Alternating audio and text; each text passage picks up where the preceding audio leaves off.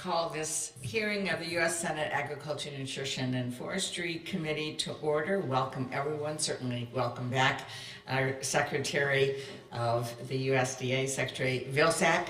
A couple of things first. One, I want to put into the record two different letters the committee has received, one from nearly 300 energy organizations, including the Ag Energy Coalition and the National Rural Electric Association in support of clean energy investments, and a second is from a diverse coalition of over 220 stakeholders and advocates in support of critical nutrition assistance programs. So without objection, those will be placed in the record. Let me also begin this morning by welcoming our new Deputy Staff Director, Ian Garrison. Welcome. And we now have a full team. We have a full team of members that we welcome, all of our staff that are getting ready to write a wonderful bipartisan farm bill. As Secretary Vilsack knows, Ian comes from the department, and I thank him for sharing his talent. He calls it stealing, but we welcome that you have such wonderful, talented staff, and we are happy to have them join us at any time. So, but thank you again, in all seriousness, for being here and for your leadership, the work of the nearly 100,000 dedicated public servants at USDA is invaluable to American farmers, our rural communities, our food systems that support millions of families. The department's continued partnership with Congress will be absolutely essential to this committee as we work to complete a bipartisan farm bill. I've always said that the farm bill is a jobs bill. That is especially true for the 46 million people who live in rural America. Since the last farm bill, we have made historic investments to address the unique challenges faced by these communities across the country. New funding for programs like Reconnect is improving rural America's access to affordable, high-speed internet, creating new opportunities to connect people to jobs and education and healthcare. Historic investments in affordable clean energy and energy efficiency upgrades are working to lower costs and create new good-paying jobs in our communities. We've also made progress to address the climate crisis by providing historic investments in long-standing, voluntary, and flexible Farm Bill conservation programs. For years, these popular bipartisan programs have been oversubscribed and underfunded. New funding for the programs like EQIP, RCPP, are allowing us to finally address the backlog of initiatives and strengthen these programs. We also know that our farmers are facing traditional and novel challenges. While USDA projects that net farm income will remain above the 20-year average, and many commodity prices are at historic highs, so too are land, fertilizer, and other input costs. This is making it challenging for our producers to maintain their operations. Since the last Farm Bill, farmers received $70 billion in assistance outside of Farm Bill programs, including over $13 billion in response to weather and climate disasters. They have devastated crops, forests, and livestock. This is why I will continue to fight to expand and strengthen crop insurance and the Farm Bill disaster assistance programs for all our farmers. The future of our food systems rely on the investments we make today. The 2018 Farm Bill included strong investments in agricultural research, which helps our farmers develop the tools they need in the face of the climate crisis and other emerging challenges. These investments, as well as Farm Bill programs that support the next generation of farmers and agriculture producers, are critical to the long-term success of American agriculture. We must ensure that the Farm Bill continues to support the nutrition programs that serve as a lifeline to millions of people and families across the country. The SNAP program provides food assistance for more than 41 million Americans, 80% of which are children, seniors, veterans, and people with disabilities. The bipartisan 2018 Farm Bill directed a long overdue reevaluation of the Thrifty Food Plan, which had not been done since 1975, almost 50 years ago. This update resulted in a very modest increase to the average SNAP benefit of about $1.35 a day, an increase estimated to lift 2.4 million people, including 1 million children, out of poverty. Spending on nutrition programs does not rob resources from other Farm Bill programs, just as crop insurance doesn't rob resources from other programs when disasters hit and spending goes up. But threats that we are hearing from some, certainly not agricultural leaders, but some in the House, of reckless mandatory budget cuts will result in cuts to all Farm Bill programs, and I know that's something that no one in this committee wants. We cannot go backward at a time when our farmers and our families are counting on us to move forward. Turning to our national forest, let me finally just say I'm pleased that Congress provided additional tools to the Forest Service in the 2018 Farm Bill. We provided for expedited treatment of forests impacted by insects, disease, built on the successful Good Neighbor Authority to create efficient partnerships between state and federal foresters, and established competitive programs to fund source water protection and land scale restoration programs. And these are very important tools to keep the health and growth of our forests.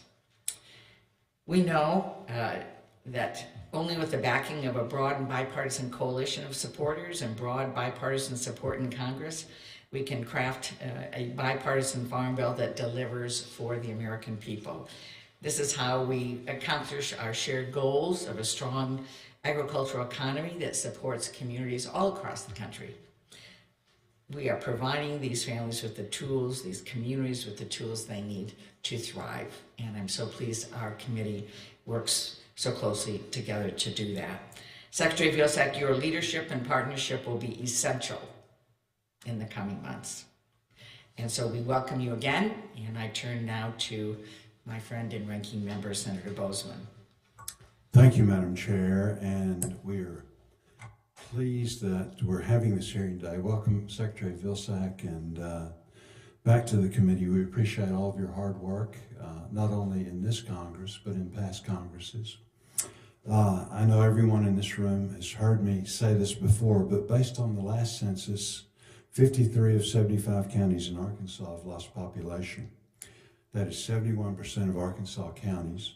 Across the United States, 53% of our counties, or 1,660 out of 3,140, lost population in the last census. I'm certain that all my colleagues on this committee are concerned about the hollowing out of our states and our country and the impact that this will have on the future of America. I know this has been a major theme of yours, as you've talked across America in the last 2 years. At the end of this Farm Bill process, I would like to go back to rural Arkansans and tell them that we put policies and programs in place that will improve their quality of life and give their children and their neighbors' children reason to return home. In my mind, ensuring this country has a vibrant and economically sustainable agriculture economy is key to accomplishing that goal. The headwinds for our producers are great. For only the third time in 55 years, we're expected to have a trade deficit in agriculture, and no two trade deals have been signed or are under negotiation. This will be the most expensive crop on record, at $460 billion, and follow last year's previous record of more than $440 billion. Farm debt is over $500 billion at $535 billion. Input costs are still high. Supply chains are easing but remain tight. Interest rates have rapidly increased and by percentage represent the largest cost increase our producers will face this year. Farm production costs have increased 28% or nearly $90 billion. Many do not understand the amount of capital required to farm these days. During the fiscal year 2022, the average size of the Farm Service Agency's guaranteed operating loans, often used for our young and beginning farmers and ranchers, was nearly $330,000. The capital cost of getting into agriculture is enormous, and farmers are going to have to rely more heavily on credit this year. How many other jobs require that you take out the loan the size of a mortgage or larger each year? And in order to pay that back, you must contend with the weather, the markets, the economy, and global politics. These are many of the reasons why when I meet with my farmers, they all tell me the safety net is badly frayed and needs to be reinforced. The 2014 Farm Bill was successful in moving agriculture away from direct payments to need-based support during times of low prices or low revenue. That was nearly a decade ago, and farm programs have not kept pace with the needs of modern agriculture and are not responsive in the face of pandemics or geopolitical pressures. The current safety net does not reflect the current levels of risk taken on each year by those that provide the food, fiber, and fuel we depend on. As we address these risks, it's critical that we not get consumed by a small farm versus big farm conflict. While 89% of the farms in the U.S. are classified as small by USDA and contribute nearly 18% of farm production, there are 3.2% of farms classified as large that contribute 46.5% of our nation's farm production. All farms are valuable. This farm bill will not neglect the small nor punish the large. We must also acknowledge that programs within this farm bill that relate to trade promotion, research, basic infrastructure in rural communities, bolstering the infrastructure to protect our flocks and herds, and so many other important programs must be considered. This farm bill covers much more than simply conservation, nutrition, and green energy, which have received a $300 billion windfall since the last farm bill. Before I close, I'd like to mention one final issue, the importance of a productive working relationship between Congress and the technical experts at USDA as we develop the farm bill. Senator Stabenow and I are proud of the accomplishments that we made in the last Congress. And in every instance where we've been successful, we've experienced constructive and timely technical feedback from USDA. The Keep Kids Fed Act, providing support for summer meals for children, and the Growing Climate Solution Act, which Senator Braun led, are examples. Senator Braun and Senator Stabenow led are examples of the great things we accomplished with USDA providing invaluable technical assistance. I am growing increasingly concerned about USDA's ability to provide timely responses, however. Just yesterday, I received a response to a letter I wrote to you in October, which was not entirely responsive. We really depend on USDA as we write the Farm Bill because we need to understand how the policies we're considering would be implemented. We very much enjoy working with your staff, but again, the lack of responsiveness lately has been disappointing. And it's not only from me, it's from members on our side of the aisle, and a lot of this is actually inquiries that are bipartisan inquiries. So it's something that I'd like for you to look at and see if we can resolve, because it really is going to be a key factor as we head into the Farm Bill. Thank you, Madam Chair. Thank you very much. And again, thank you and welcome, Secretary Vilsack. Secretary Vilsack is no stranger to the Senate Agriculture, Nutrition, and Forestry Committee, having been the only member of President Obama's cabinet to serve all 8 years. And he has reprised his role in the Biden administration. We're very pleased about that. We're so fortunate to have his steady and experienced hand at USDA.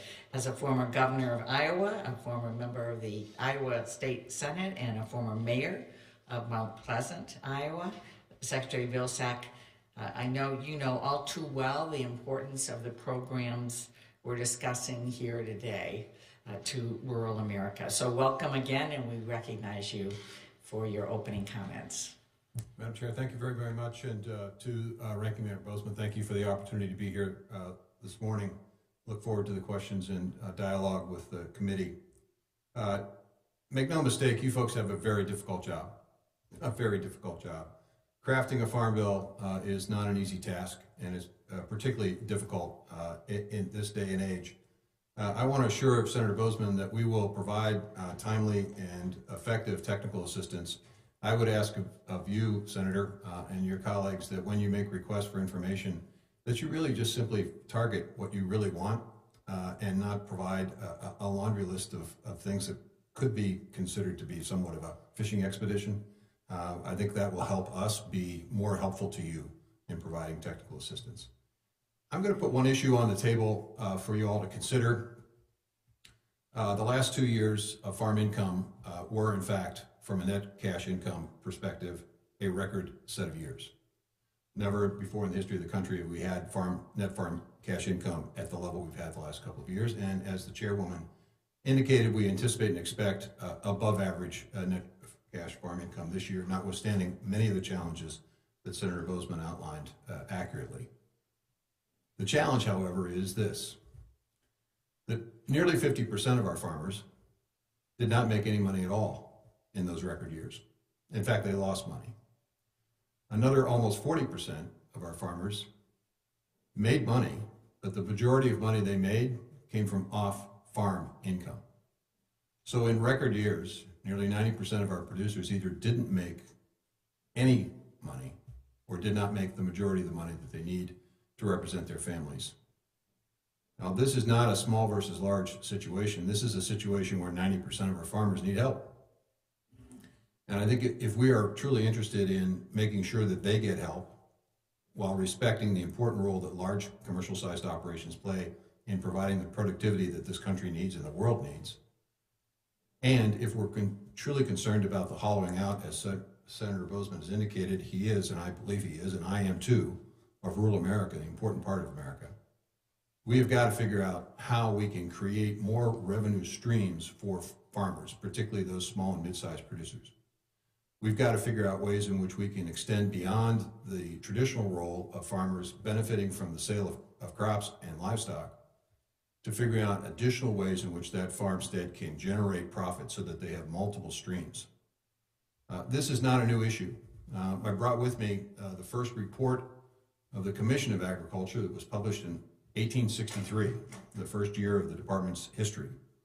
In it, Commissioner Isaac Newton, not the real Isaac Newton, different fellow, had an interesting preface to the 632-page report in which he talked about the importance of focusing on making sure that we had small, mid-sized, and large-scale farming operations.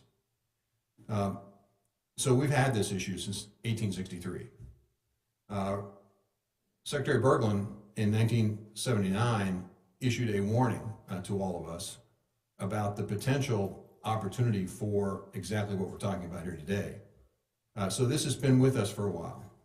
And fortunately, because of the passage of the American Rescue Plan, the Bipartisan Infrastructure Law, and the Inflation Reduction Act, we now are in a position to create seed money, if you will, for the establishment of multiple ways of farmers to profit from the farm, besides and in addition to the sale of crops and livestock, which will provide more hope and opportunity for small and mid-sized producers and will create an entrepreneurial spirit, which I think will be able to allow small communities to attract young people back for an opportunity to expand and increase the population. So I'm excited about this. I want to work with the committee to ensure that as you're crafting this farm bill, that we address this issue, because I think it's an important one, and I think it has a rippling effect. I look forward to the questions that the committee will ask, and with that, Madam Chair, I'll yield back. Well, thank you so much, and so appreciate your focusing on the fact that we need to support farmers to have more opportunities on the farm, or revenue streams on the farm. I think that's a really important discussion and effort that we all need to work on together. I want to start just because this has been a discussion in the committee and in other places as well, regarding SNAP, and just start from the beginning to say that we, in 2018 Farm Bill, asked for first update in 50 years for the Thrifty Food Plan. Did that update direct you to make sure that was cost neutral, Mr. Secretary? Madam Chair, we are following prescription and direction of the Food and Nutrition Act of 2008, passed by Congress, which directed us, and I'll quote, by the year 2022, and at 5-year intervals thereafter, the Secretary shall reevaluate and publish the market baskets of the Thrifty Food Plan based on current food prices, food composition data, consumption patterns, and dietary guidance. There was no mention in the law that directed us to do the work that we needed to do about cost neutral. It basically said you're to do this every 5 years, with 2022 being the first iteration of this, and you are to focus on market baskets that reflect current food prices, food composition data, consumption patterns, and dietary guidance. So you believe that the department followed what's in the 2018 Farm Bill? We did. So, and let me say that at other times, updates did have language on cost neutral. This on purpose did not, because there was an effort after 50 years to look at how we cook, very different patterns for cook, how we eat, what we do, with the food inflation and all of it. So it was meant to be more comprehensive. Let me ask you, last week our committee heard from CFTC Chairman Benham about the potential risk of fraud in emerging carbon markets due to a lack of regulation and guidance from the federal government. And as you know, working with the department, we appreciate the technical assistance last year. We passed the Growing Climate Solutions Act that Senator Braun, Senator Bose, and myself and others worked on, and it authorizes by law that we take first steps to protect farmers who engage in carbon markets. Can you tell us what USDA has done to implement the Growing Climate Solutions Act, and what more the department can do to ensure that carbon markets and credits they generate have integrity? And I assume, as you talked about more revenue streams, that this is part of the options for our growers as well? That's correct, Madam Chair. We are focused on responding to the direction in the Growing Climate Solutions Act to provide a report to this committee by August of 2023. And we are in the process of putting together the team that will essentially do the groundwork surrounding that report. We will also be looking at and doing a review of the existing carbon market system today. I think we're going to learn a great deal from the 141 projects that we're funding under the Climate Smart Ag and Forestry Commodity Partnership Initiative, because many of those initiatives are also establishing and working on trying to maintain and support a variety of markets, not just carbon markets. There are roughly 24 regulated markets, or not regulated markets, 24 markets that exist today that we can take advantage of with climate smart practices. Carbon markets are one of them, water markets, biodiversity markets, a whole variety of markets. And so this is a strategy, I think, which is important, and we want to get it right. But to get it right, we have to understand where things are today, and then we have to determine whether or not there need to be improvements, and how we would, at USDA, ensure that farmer participation in these markets is appropriate. I would say one last comment, which is that we have to make sure that they are farmer friendly, that they are usable by farmers. Many of the carbon markets that exist today are not really structured for farmers. They're structured for investment banks and so forth, and that doesn't really work very well in the countryside.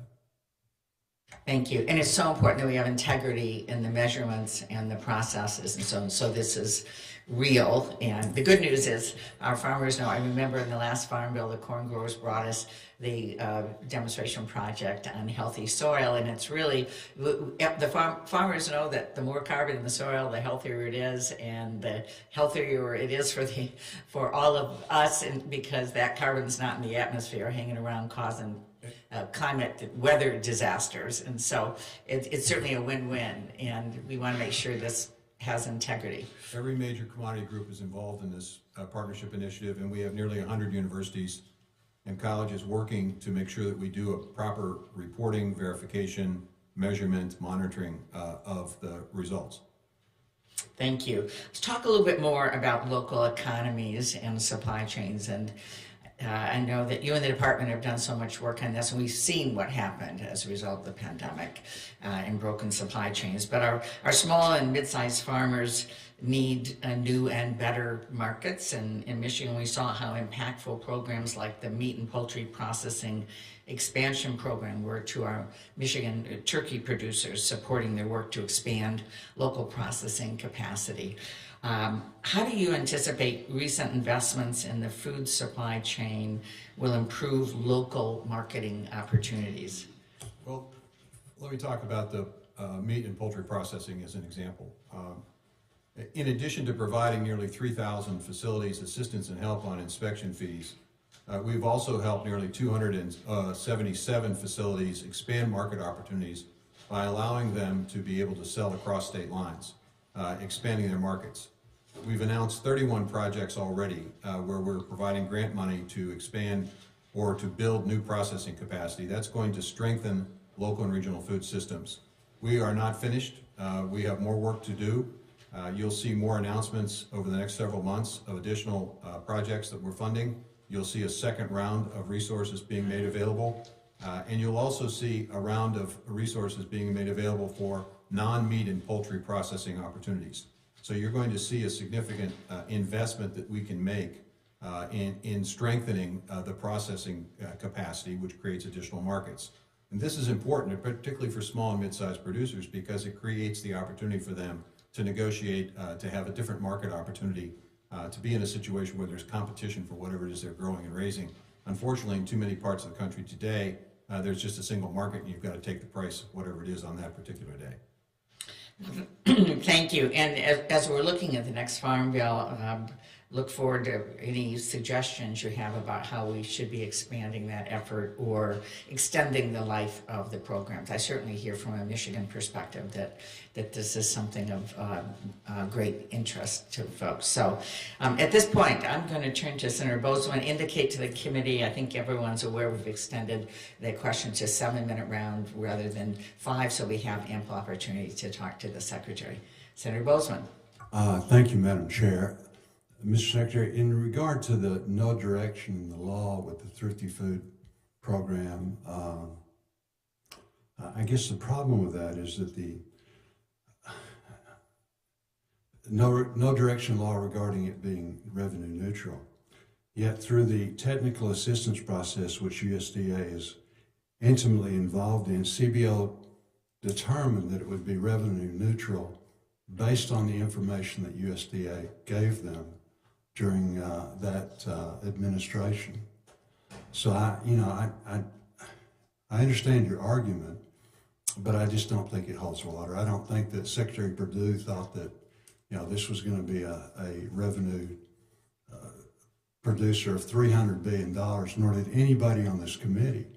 So those are the facts, and that's really what GAO alluded to in their report.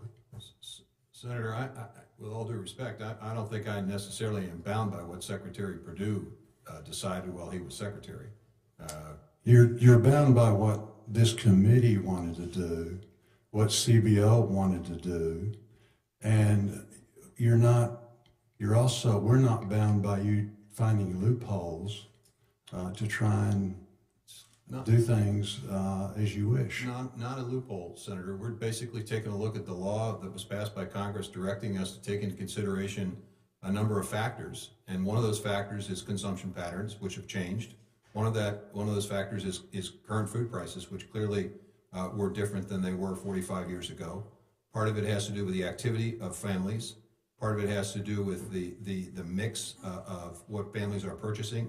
And to the chairwoman's comments, there was a time when it was assumed that people were spending an hour and a half preparing food from scratch, and that was a basis upon which the Thrifty Food Plan was initially created. Well, I'm pretty sure that's the case today. But I agree with all of that. My point is that when you're going to spend $300 billion, you come to Congress and you say, this is a problem, we need to address it.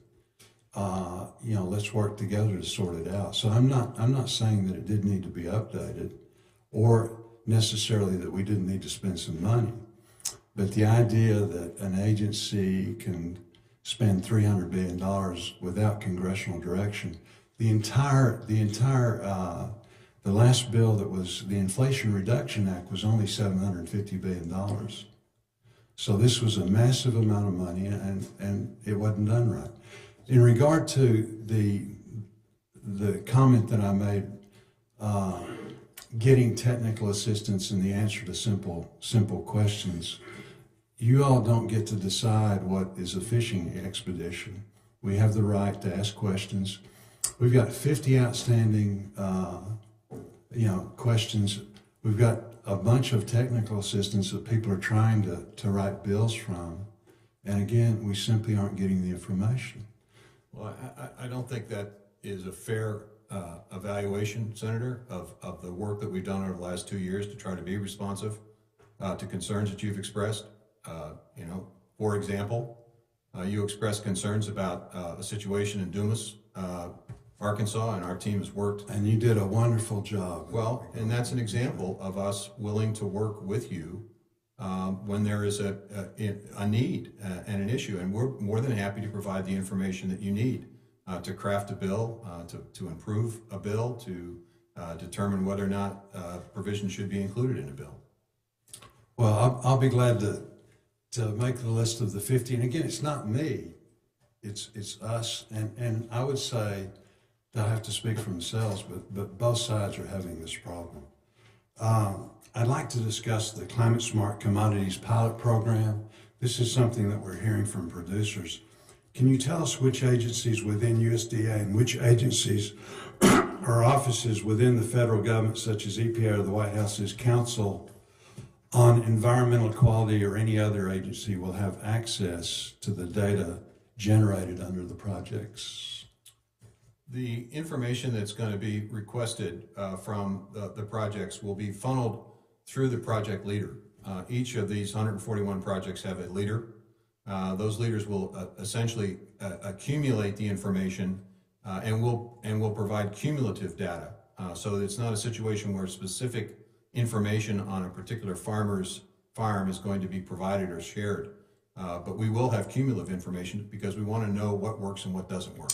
So who will control the data and who's responsible for its protection as well as the protection of the producer privacy? We're running this program primarily through our FPAC mission area. NRCS obviously being involved. Farm service agencies are involved. Will the producers be made aware of how the data that is generated from projects they're involved in, how it may be used? Yes. Okay, very good. Current law allows states to waive the time limit for able-bodied adults without dependents when they have more than 10% unemployment, when an area does not have a sufficient number of jobs to provide employment for the individuals. How do you define a sufficient number of jobs? Well, as a former mayor and a governor, you have a general sense of your state or a general sense of a region within your state that has suffered a particular circumstance or situation. We're dealing with some of those circumstances right now as we speak in Ohio and Western Pennsylvania. You know the impact of a disaster. You know the impact of a plant closing. You know the impact of high unemployment in a particular specific area of the state or across your state. You keep track of that every single month. So you are aware of the economic circumstances within your state. And that is, I think, the basis upon which governors make the decision to request the waiver or not. When will you start accepting waivers, ABOD waivers? Well, I think at this point, the current state is based on the public emergency declaration, which expires in May. And I would assume at that point in time, states that are faced with a circumstance or situation where they deem it appropriate to request a waiver will request it, will then make a determination whether it's appropriate or not. Good. Thank you, Mr. Secretary. Thank you, Madam Chair. Thank you. Senator Durbin. Thank you very much, Madam Chair. Mr. Secretary, it's good to see you. You and I have had several discussions about SNAP benefits for people who are gathering together and whether or not they are appropriate under the law. I asked one of your staff, leaders in the Department of Agriculture, and she said despite the fact that the agency had paid out these SNAP benefits for 20 years, it was the result of a mistake. We are now trying to resolve this so that these elderly people in my state, some 8,000 of them, are not denied basic food benefits, and I hope that you will continue to work with us to try to find a solution to this problem. Yes, sir. Thank you. So, Mr. Secretary, we all know, you and I know the Midwestern farmers better than most, and know that they need solid proof before they are convinced of most things. 10 years ago, I started asking visiting farmers a very basic question in the groups that came, Farmers Union, Farmer Bureau and such. Do you believe that human activity has any impact on our climate and environment? And to be honest with you, for several years, no one raised their hand. There was some skepticism about that premise. I think things are coming around, and I hope they are. But I want to ask you the policies of our Department of Agriculture and proposals in the Farm Bill when it comes to 2 or 3 basic things.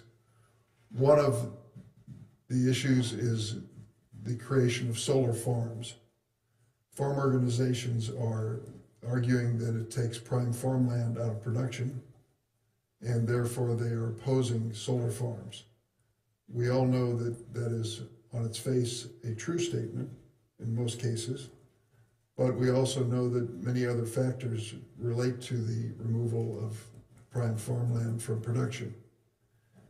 Do you see a way that we can deal with marginal or unproductive land as a source in rural areas for solar farms and get engagement from our farming community in this national effort?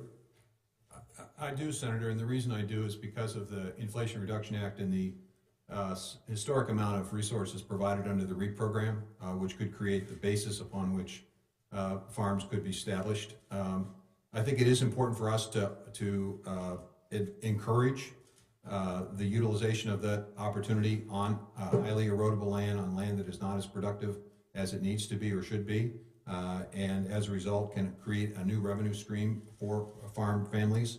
I think it's also important for us to look at our CRP program in that same vein.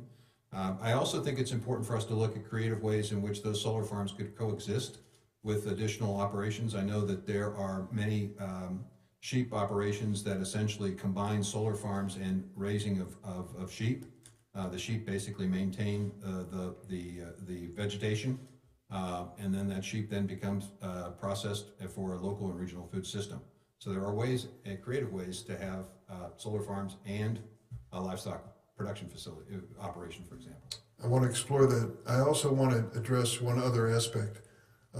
As of October, maybe September of last year, my wife and I became electric power generators in the city of Springfield, Illinois, by installing solar panels on our roof of our home. We're not the first in the city to do it, but the first in our neighborhood for sure. The net impact is that our electric bill has gone down from $115 a month to $15 a month. And that's good news for us, and I think it shows that the investment was worthwhile. So I started asking the question of farmers who visited whether they were looking into this concept of net metering. And I can recall one farmer said to me that he wanted to install a major solar panel array on his 3,000 head hog operation and benefit from net metering because he ran fans 24/7 for the livestock. He ran into a problem. It turned out the electric co-op did not have transmission lines sufficient to deal with net metering. And so we're still trying to help him, and there may be a way out. But the problem is if we have to deal with each farmer connecting up to the proper transmission arrangement, it becomes prohibitive. Now, you mentioned the REAP program. The REAP program is very good, but it deals with the farmer on the farm, and it doesn't deal with distribution lines, as I understand it. Is that your understanding too? That's correct, but there's another part of the Inflation Reduction Act that does potentially respond to your concern, which is the effort to help RECs decarbonize their generation capacity. And so we have a significant opportunity that can leverage resources under the Inflation Reduction Act to encourage RECs to convert from fossil fuel-based generation systems to renewable systems, which in turn would result in the need for the infrastructure necessary to make that happen. Are you aware of any electric co-ops in rural areas that are pursuing this? We're just beginning that process because of the passage of the law. I think you will see and hear more about that later this year, as we begin the process of reaching out to RECs and making a request for application and see what kind of interest there may be. Great. Thank you very much, Mr. Secretary. Thanks, Madam Chair. Thank you very much. Senator Ernst. Thank you, Madam Chair, and thank you, Mr. Secretary, for being here today. We've heard a lot about how the administration really wants to support rural America, but bottom line, we're not seeing a lot of action so far. We've seen a lot of spending, and Iowans, are feeling as if they've been thrown under the bus and not really seeing the benefit. A lot of the proposals and laws that I hear about when I'm out doing the 99 county tour, when we're doing the farmer roundtables to help support what we're doing in the Farm Bill, I hear a lot about the so-called Inflation Reduction Act and how a lot of how that was written really reads like the Green New Deal. And as we're looking at the Farm Bill, we want to make sure that what we're doing in the Farm Bill is actually working with our farmers, with our ranchers, for their benefit, not the folks on the far left on the coasts of the United States. This is about middle America and providing food necessary for the greater population. We know that this administration is focused heavily on green energy, which on its own, that's great, but there is such an ardent push towards electric vehicles that, and you know how I feel about ethanol, that we have this ready-made available resource in the Midwest that's cheaper. It's a cheaper energy solution than some of the proposals such as the electric vehicles. And we really feel that it deserves full attention. So I know ethanol biodiesel is not, it doesn't fall under the jurisdiction of this particular committee, but it is something that is very beneficial for our farmers. The president has been very insistent on returning to a number of harmful, overreaching regulations. And again, as I'm out across every one of my counties, and you know those counties very well, every one of those counties, when I do a town hall, when I do a farmer roundtable, WOTUS always comes up. And here we are returning to the Obama era regulations of waters of the U.S. And it doesn't matter what group it is, farmers, small business owners, county secondary roads personnel, they are all just very upset about WOTUS regulations, and they feel they haven't been heard. So folks are struggling, Mr. Secretary. They're struggling in Iowa. They're spending more, they're getting less, and especially in the most rural of our communities. We've got to stop the out-of-control partisan spending. We need less regulations, not more. And so I want to focus on our livestock sector because this is maybe where you can help us out here. So Secretary Vilsack, the livestock producers were hit very hard during the pandemic. I have experienced a lot of hardships through various times and trials during my time here at the Senate, but the pandemic was probably the hardest to sit through Zoom calls and conference calls with our farmers and those that were going out and culling herds and their livestock because of plant closures. During that tough time, a lot of the producers sought to capture a greater share of the retail meat dollar by joining with other producers to build packing plants that they supply and own. And as you know, Iowa is home to Cattlemen's Heritage, which is building a state-of-the-art facility in Council Bluffs, Iowa, down near me, and West Liberty Foods, which is building a new producer-owned turkey processing plant in West Liberty, Iowa. In our neighboring state of Nebraska, there are similarly structured beef processing startups that are producer supplied and producer owned. So the USDA created the Meat and Poultry Processing Expansion Program to expand small and regional meat processing to bolster supply chain resiliency. And as you've described, quote, will give farmers and ranchers a fair chance to compete in the marketplace. End quote. So thus far, grants totaling $157 million have been awarded. So that's a good thing. We've got grants going out the door. 3 of the largest grants total $69 million, which comprise nearly half of the funds awarded. Now again, a lot of money's gone out the door. We think that's a good thing, but nearly half of it has only gone to three projects who are privately owned by some of the wealthiest people in the United States. One of the projects in Nebraska is owned by a man on the Forbes billionaires list. Another in Idaho is owned by the wealthiest man in the state of Idaho. And a project in South Carolina is being awarded to a privately held family business with production in 5 states. And hey, I have no objection to families succeeding and owning, a lot of businesses, and I wish them great success.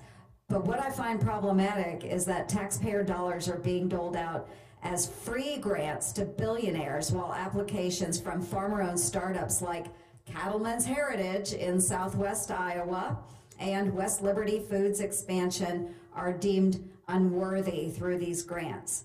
So, Mr. Secretary, what is the criteria that has been used by USDA to determine who is getting grants, and why are we seeing that billionaires are being awarded those grants over smaller owned startups? Well, Senator, first of all, the Iowa project you mentioned is actually on the list that's currently under review. And we're in the process of finishing the environmental review that is required under NEPA before grants can be issued. So just be patient. I think you're going to find that is a project that merits additional investment. That's going to be forthcoming. The level of investment is based on the application that people submitted. Some of these plans are very small. A Charles City plan, for example, very small, needed $8 million, and we provided it. A Cherokee plant needed several $1 million, we provided it. So Iowa's received several grants already, and I anticipate and expect they're going to receive at least one more, for sure. And then there's the circumstance of the second round of resources. So the criteria is based on independently owned, that they're not part of the big 4 packing operations. We obviously are investing in farmer-owned cooperatives that are in processing. We are very conscious of where the need is based on the consolidation of livestock operations and livestock that's being raised. And so we're trying to make sure that we are doing a good job of spreading this out in a way that actually meets the market demand and provides these producers more than one market. And so we're excited about this. We think the 31 projects we funded already are good projects and are going to expand market opportunities, but we have not stopped. But there are going to be more. For sure, there are going to be more, a lot more. And I appreciate that, and thank you. I think it is important that we have support to some of these smaller, again, farmer-owned, operated facilities. I think the discouraging part is when we do see such incredibly large producers, those that are on the billionaires list, receiving, rather than a loan, they're receiving the free dollars from our taxpayers. But we can certainly talk through that as we look at some of these programs for renewal in the Farm Bill. So thank you, Mr. Secretary. Thank you very much. Senator Lujan. Thank you, Chair. I really appreciate this. First, good morning to you and to the ranking member and to everyone here. Mr. Vilsack, Mr. Secretary, I thank you for being here as well. And last time you were before the committee, as you may remember, New Mexico was facing some really large fires, the largest in our state's history.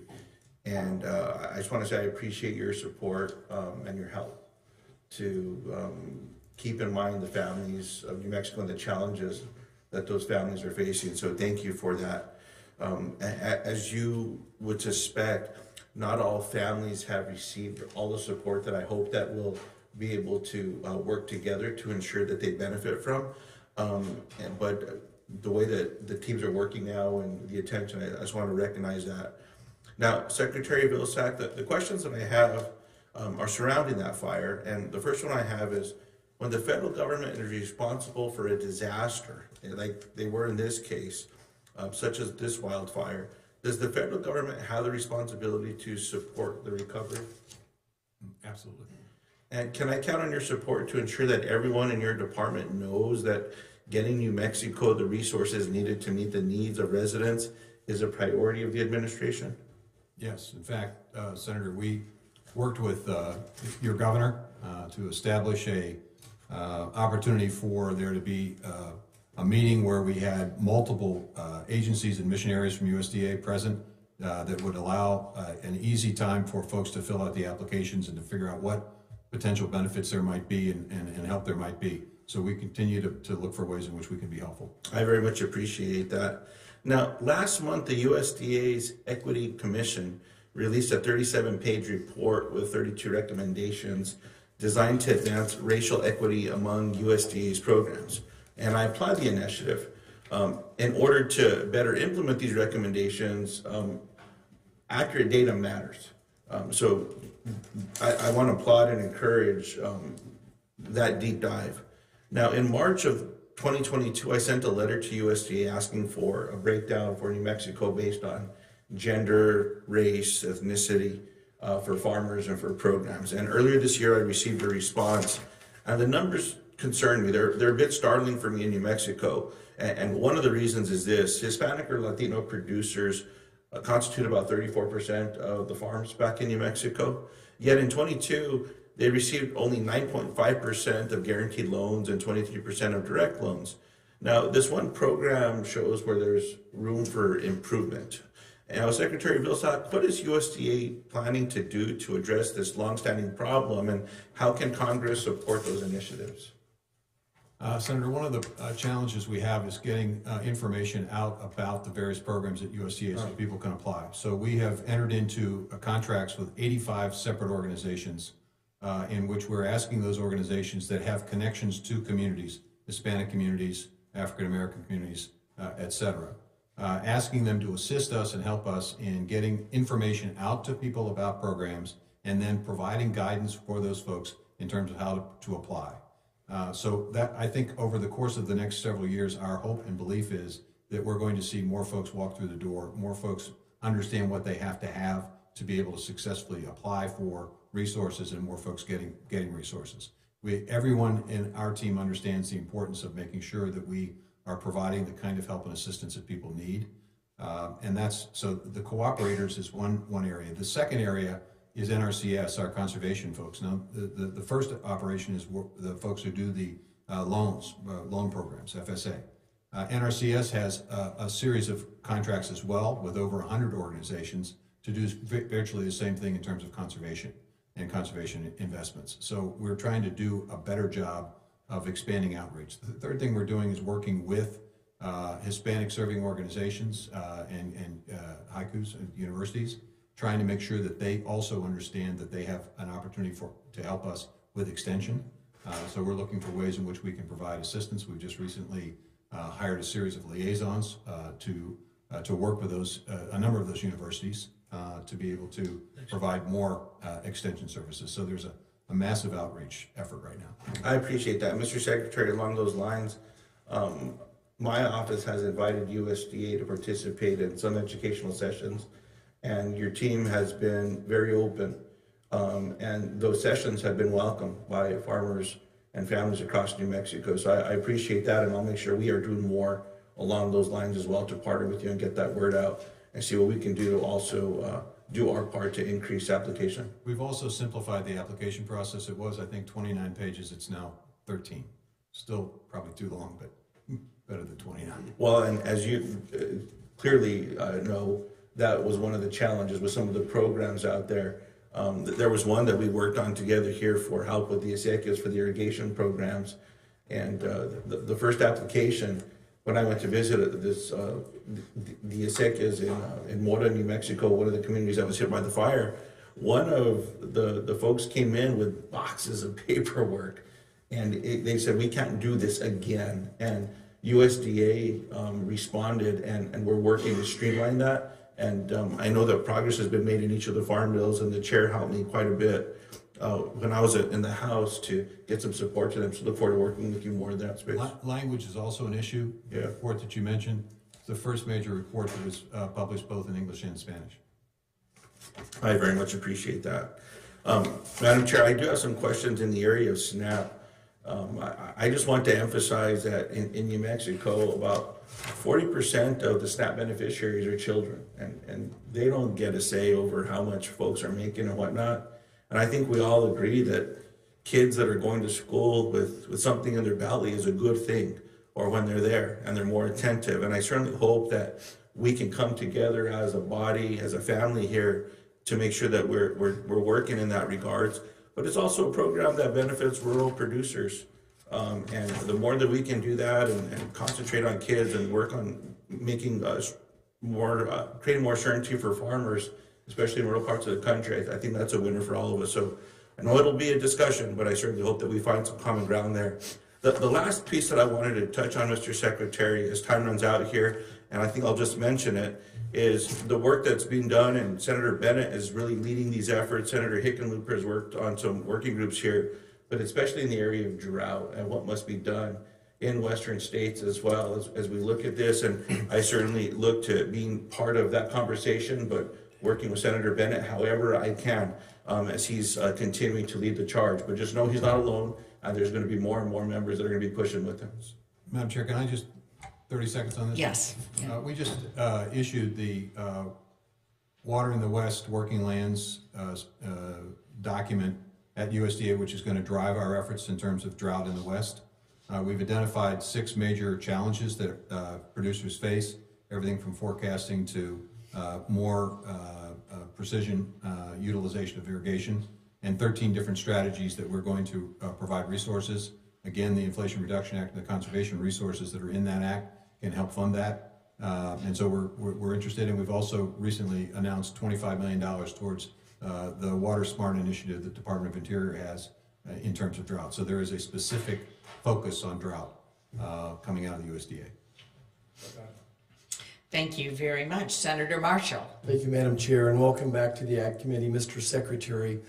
On behalf of my farmers and ranchers, I just want to say thanks for you being a strong voice at the White House, interacting with the administration, especially where the EPA meets agriculture. The EPA reached out to USDA for comments on atrazine mitigation practices on March 1st, 2022. Your Office of Pest Management recommended EPA add additional mitigation practices and augment some others. In the proposed rule ultimately published by the EPA, none of the edits, let me say it again, none of the edits or suggested mitigations from USDA were involved or included. EPA similarly hasn't considered your comments on rodenticides as well as chlorpyrifos. Considering EPA is refusing to meaningfully consider USDA OPMP's comments, would you support legislative action requiring them to respond to your career experts on pesticide issues publicly in the Federal Register? I think it's important to have a respectful relationship between two agencies, Senator. I think it's important for us to continue to have the opportunity to provide input in terms of the impact of whatever EPA is considering. I would hope that under circumstances they would consider the career folks at USDA because they come with good information and good data. I think it's be interesting to see how you would craft that in terms of one department basically overruling another department. I'm not sure I want the EPA telling me how to run the Department of Agriculture, so I just be careful in terms of how you. Do you feel like the EPA is listening to your experts? I think they are in some circumstances. There's an honest dispute and disagreement from time to time, and the response that I have to that, Senator, is when there is a disagreement and EPA enacts whatever they're going to enact, then it's our job at USDA to do what we can to mitigate the consequence of that, to use the resources the programs that we have, if possible, to mitigate the consequences. So in order to utilize environmentally sound practices like no-till farming, which we've been doing for over 20 years on our family farm, we have to have use of these pesticides. Otherwise, we're going to have to go back to plowing, which creates an increased carbon footprint. Do you feel like the EPA is balancing this issue of carbon footprint? So they're using their practices. We're going to have to plow the ground, which we know is a huge carbon sink. We have raised that issue with them repeatedly. And what do they say? They have a disagreement with us, Senator. Okay. I don't know. Thank you. Next question. Before the 8th Circuit, attorneys for the Justice Department suggested that USDA are not experts on the uses of pesticides. They use this argument to try to convince the 8th Circuit judges to ignore a letter you sent to former Representative Hartzler and members of Congress standing by the science of pesticides. Specifically, as your department is working with USTR to end the GMO ban by Mexico, do statements like these harm your efforts to advocate for American farmers? It makes it difficult because it creates confusion.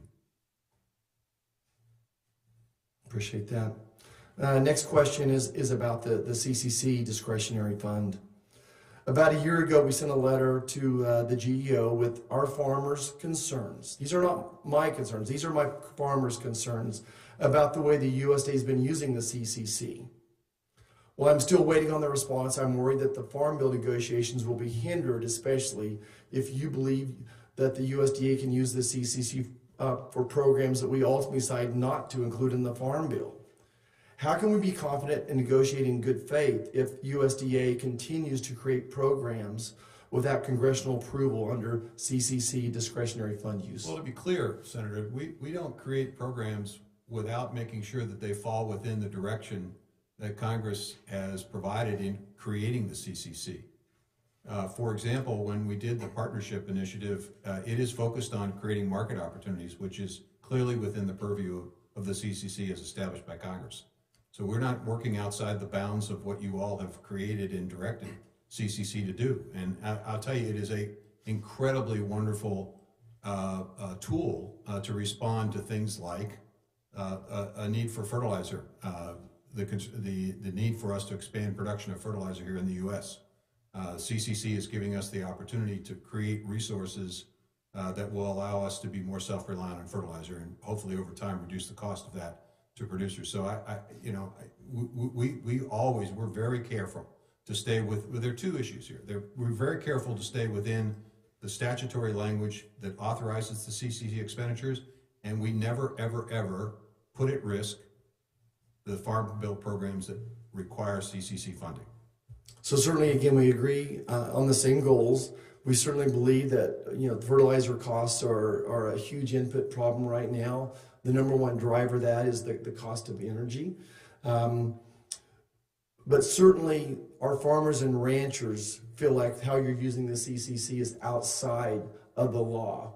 And I think that we need to be able to better understand that. Senator, with all due respect, when we did the Partnership for Climate Smart Agriculture initiative, we had the Farmer and Rancher and the Food Alliance, which was made up of the major commodity groups, Farm Bureau, National Farmers Union, corn growers, soybean growers. In fact, they are participating as participants in this effort. Say to us two things. One, Mr. Secretary, do this. Do it in a voluntary, incentive-based, market-based way.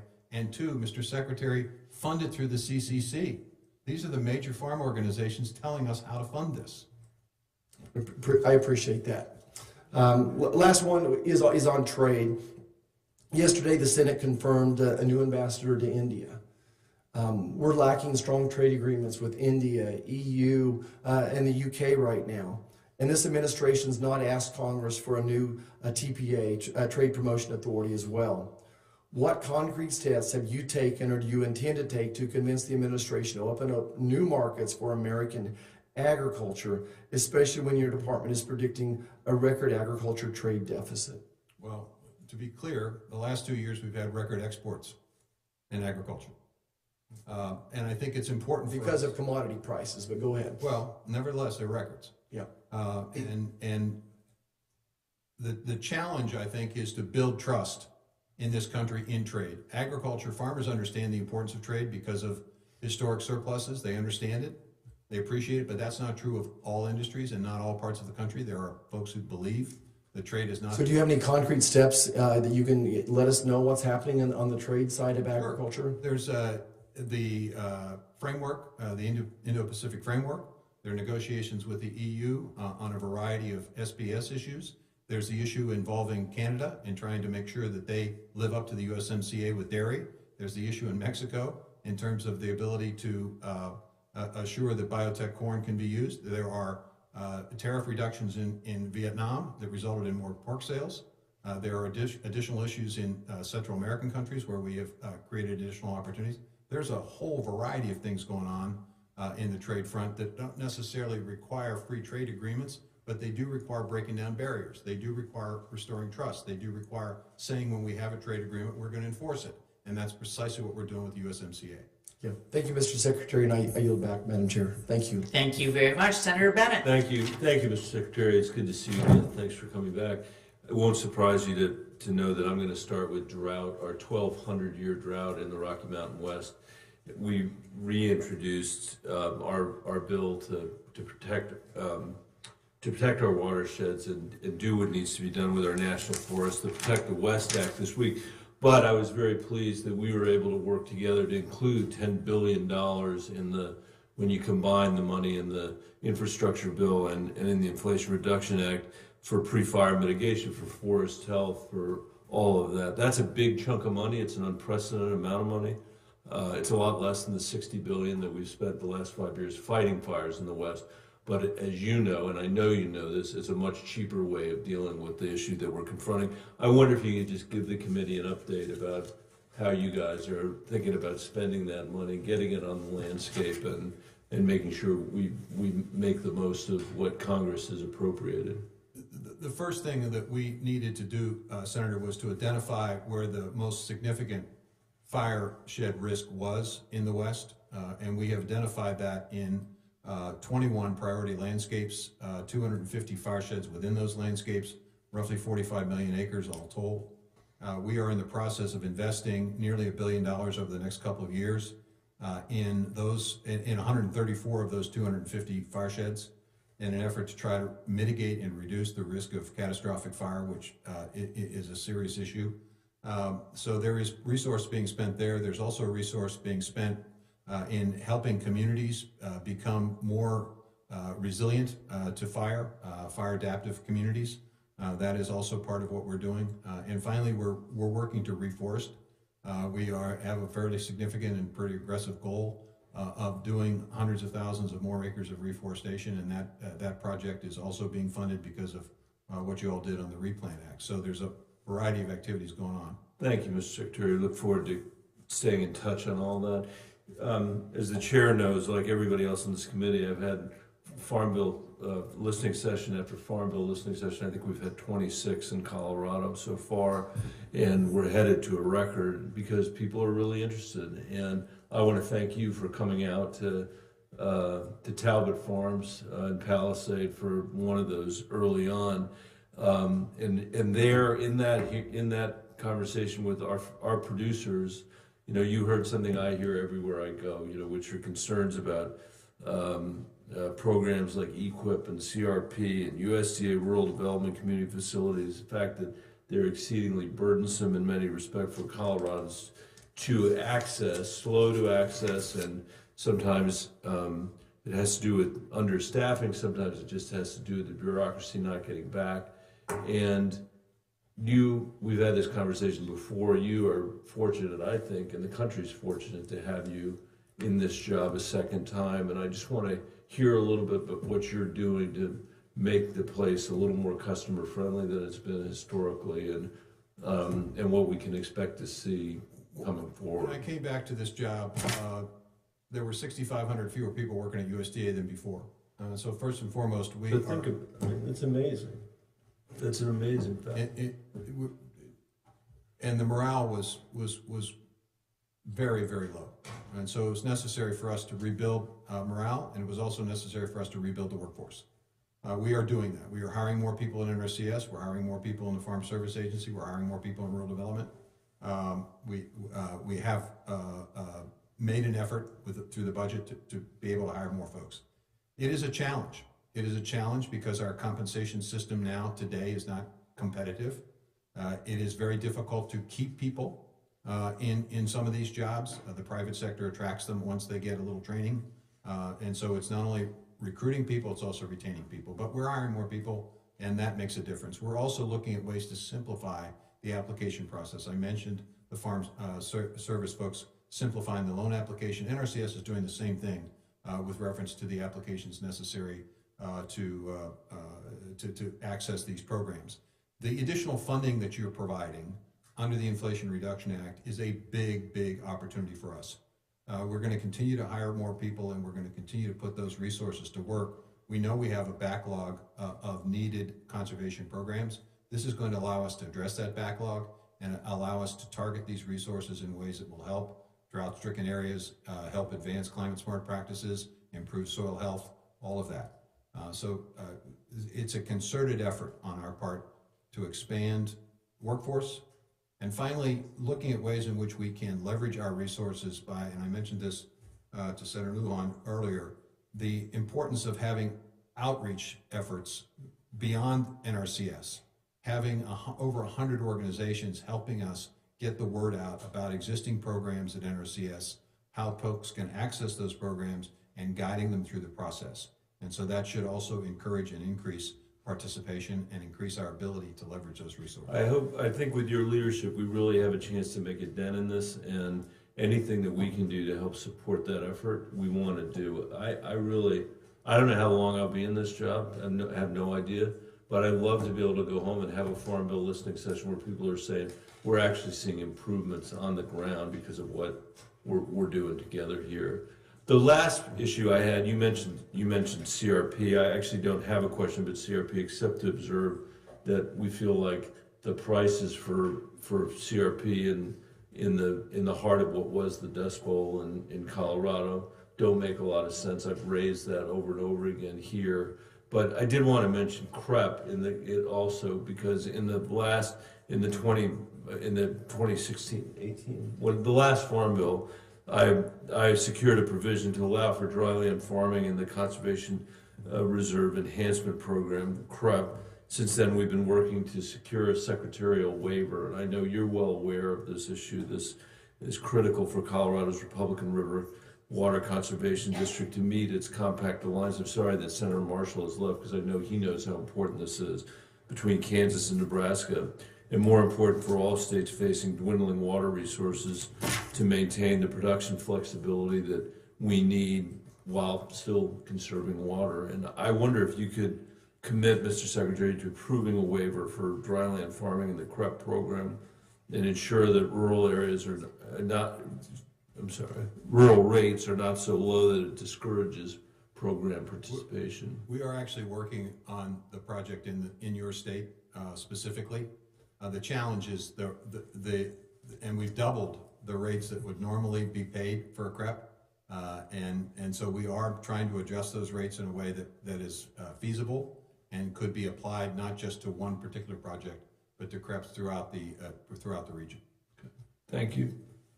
Well, thank you very much. And Senator Bennett, I appreciate your leadership and Senator Marshall's in bringing in, not only having the listening sessions in Colorado, but through your subcommittee, the important listening sessions on conservation and forestry with all of our stakeholders. I know those are coming in the next few weeks, and we thank you. Senator Tuberville. Thank you, Mr. Secretary. Alabama's hardworking farmers and producers continue to face an uphill battle as they work to feed our nation. Inflation is skyrocketing and input costs continue to rise for feed, fuel, fertilizer, and equipment, which cut producers' bottom lines. Bottom line, we're struggling. Despite producers' daily struggles to operate their farms and maintain their livelihoods, this administration is not seeking to help. From my viewpoint, the USDA is only focusing on two areas: issuing increases in SNAP and obsessing over climate change. Now, this farm bill will have a price tag of over $1.4 trillion, with over $1.2 trillion of it going to SNAP benefits. We cannot lose sight of the importance of this farm bill for the next 5 years for our farmers and producers all across our country. Our producers need a strong farm bill with sufficient funding for crop insurance and farm safety net programs like ARC and PLC that keep our hardworking farmers whole.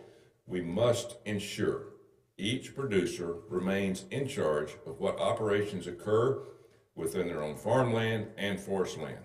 All conservation programs must remain voluntary, market-driven, and incentive-based.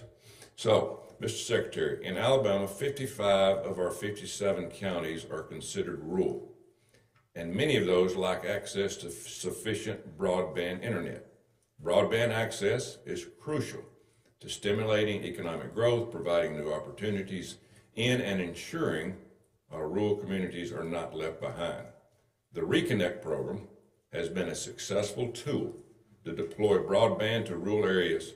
To date, Reconnect has awarded more than $3 billion over 4 rounds of funding. It sounds like it's more than just a pilot program at this point. Does Rural Utility Services have any metrics to track the performance of this program? Yes, they have an extensive effort. I asked this question of my team recently. There is an extensive follow-through with the implementation and expansion of opportunity that Reconnect provides. Now, understand, Senator, Reconnect is with existing programs that basically encourages higher upload and download speeds. In other words, it improves existing programs. It doesn't address the issue of unserved areas. That issue is going to be addressed by the Commerce Department and the FCC once the maps of states are finalized and approved that show where the underserved areas are. There's roughly $63 million from the infrastructure law that will go into serving and to meeting that unmet need. But right now, we are focused on improving the service that does exist. And we, as you pointed out, we have approved a number of projects. There will be another round of approvals and awards here coming up in the next couple of months. Thank you. Poultry industry is crucial economic driver for my state. It represents 65% of Alabama's agriculture income and provides 86,000 jobs. Considering the U.S. exports approximately 18% of chicken meat production, which is valued at over $4 billion annually, we must maintain strong trade agreements in our export markets. I am concerned about HPAI vaccine mandates impacting those markets, as most nations do not accept imports from vaccinating countries. It is my understanding that the use of an HPAI vaccine will not eliminate or eradicate the virus, similar to the COVID-19 vaccine. Since a vaccine will not keep birds from getting the virus or eradicate the virus from the U.S., do you think it is a useful tool? At the present time, there is no vaccine for the current HPAI virus. There are a number of vaccines that are in the process of being developed. There's a long way to go, Senator, before we can say we have a vaccine. Then there's additional steps that have to be taken in order to determine the impact and effect of a vaccine on the ability to sell product overseas. There are a number of countries that will basically shut off exports if the meat has been vaccinated, if the poultry has been vaccinated. So I think there's a process there, but we're a long way away from having a vaccine that is effective and a long way from having a vaccine that the rest of the world accepts. I hear concerns from my farmers in Alabama about, especially our poultry farmers, lacking sufficient access to financing. To build a 4-house poultry farm in Alabama today, the cost would exceed $2 million. However, the FSA guaranteed loan limit is capped at $175.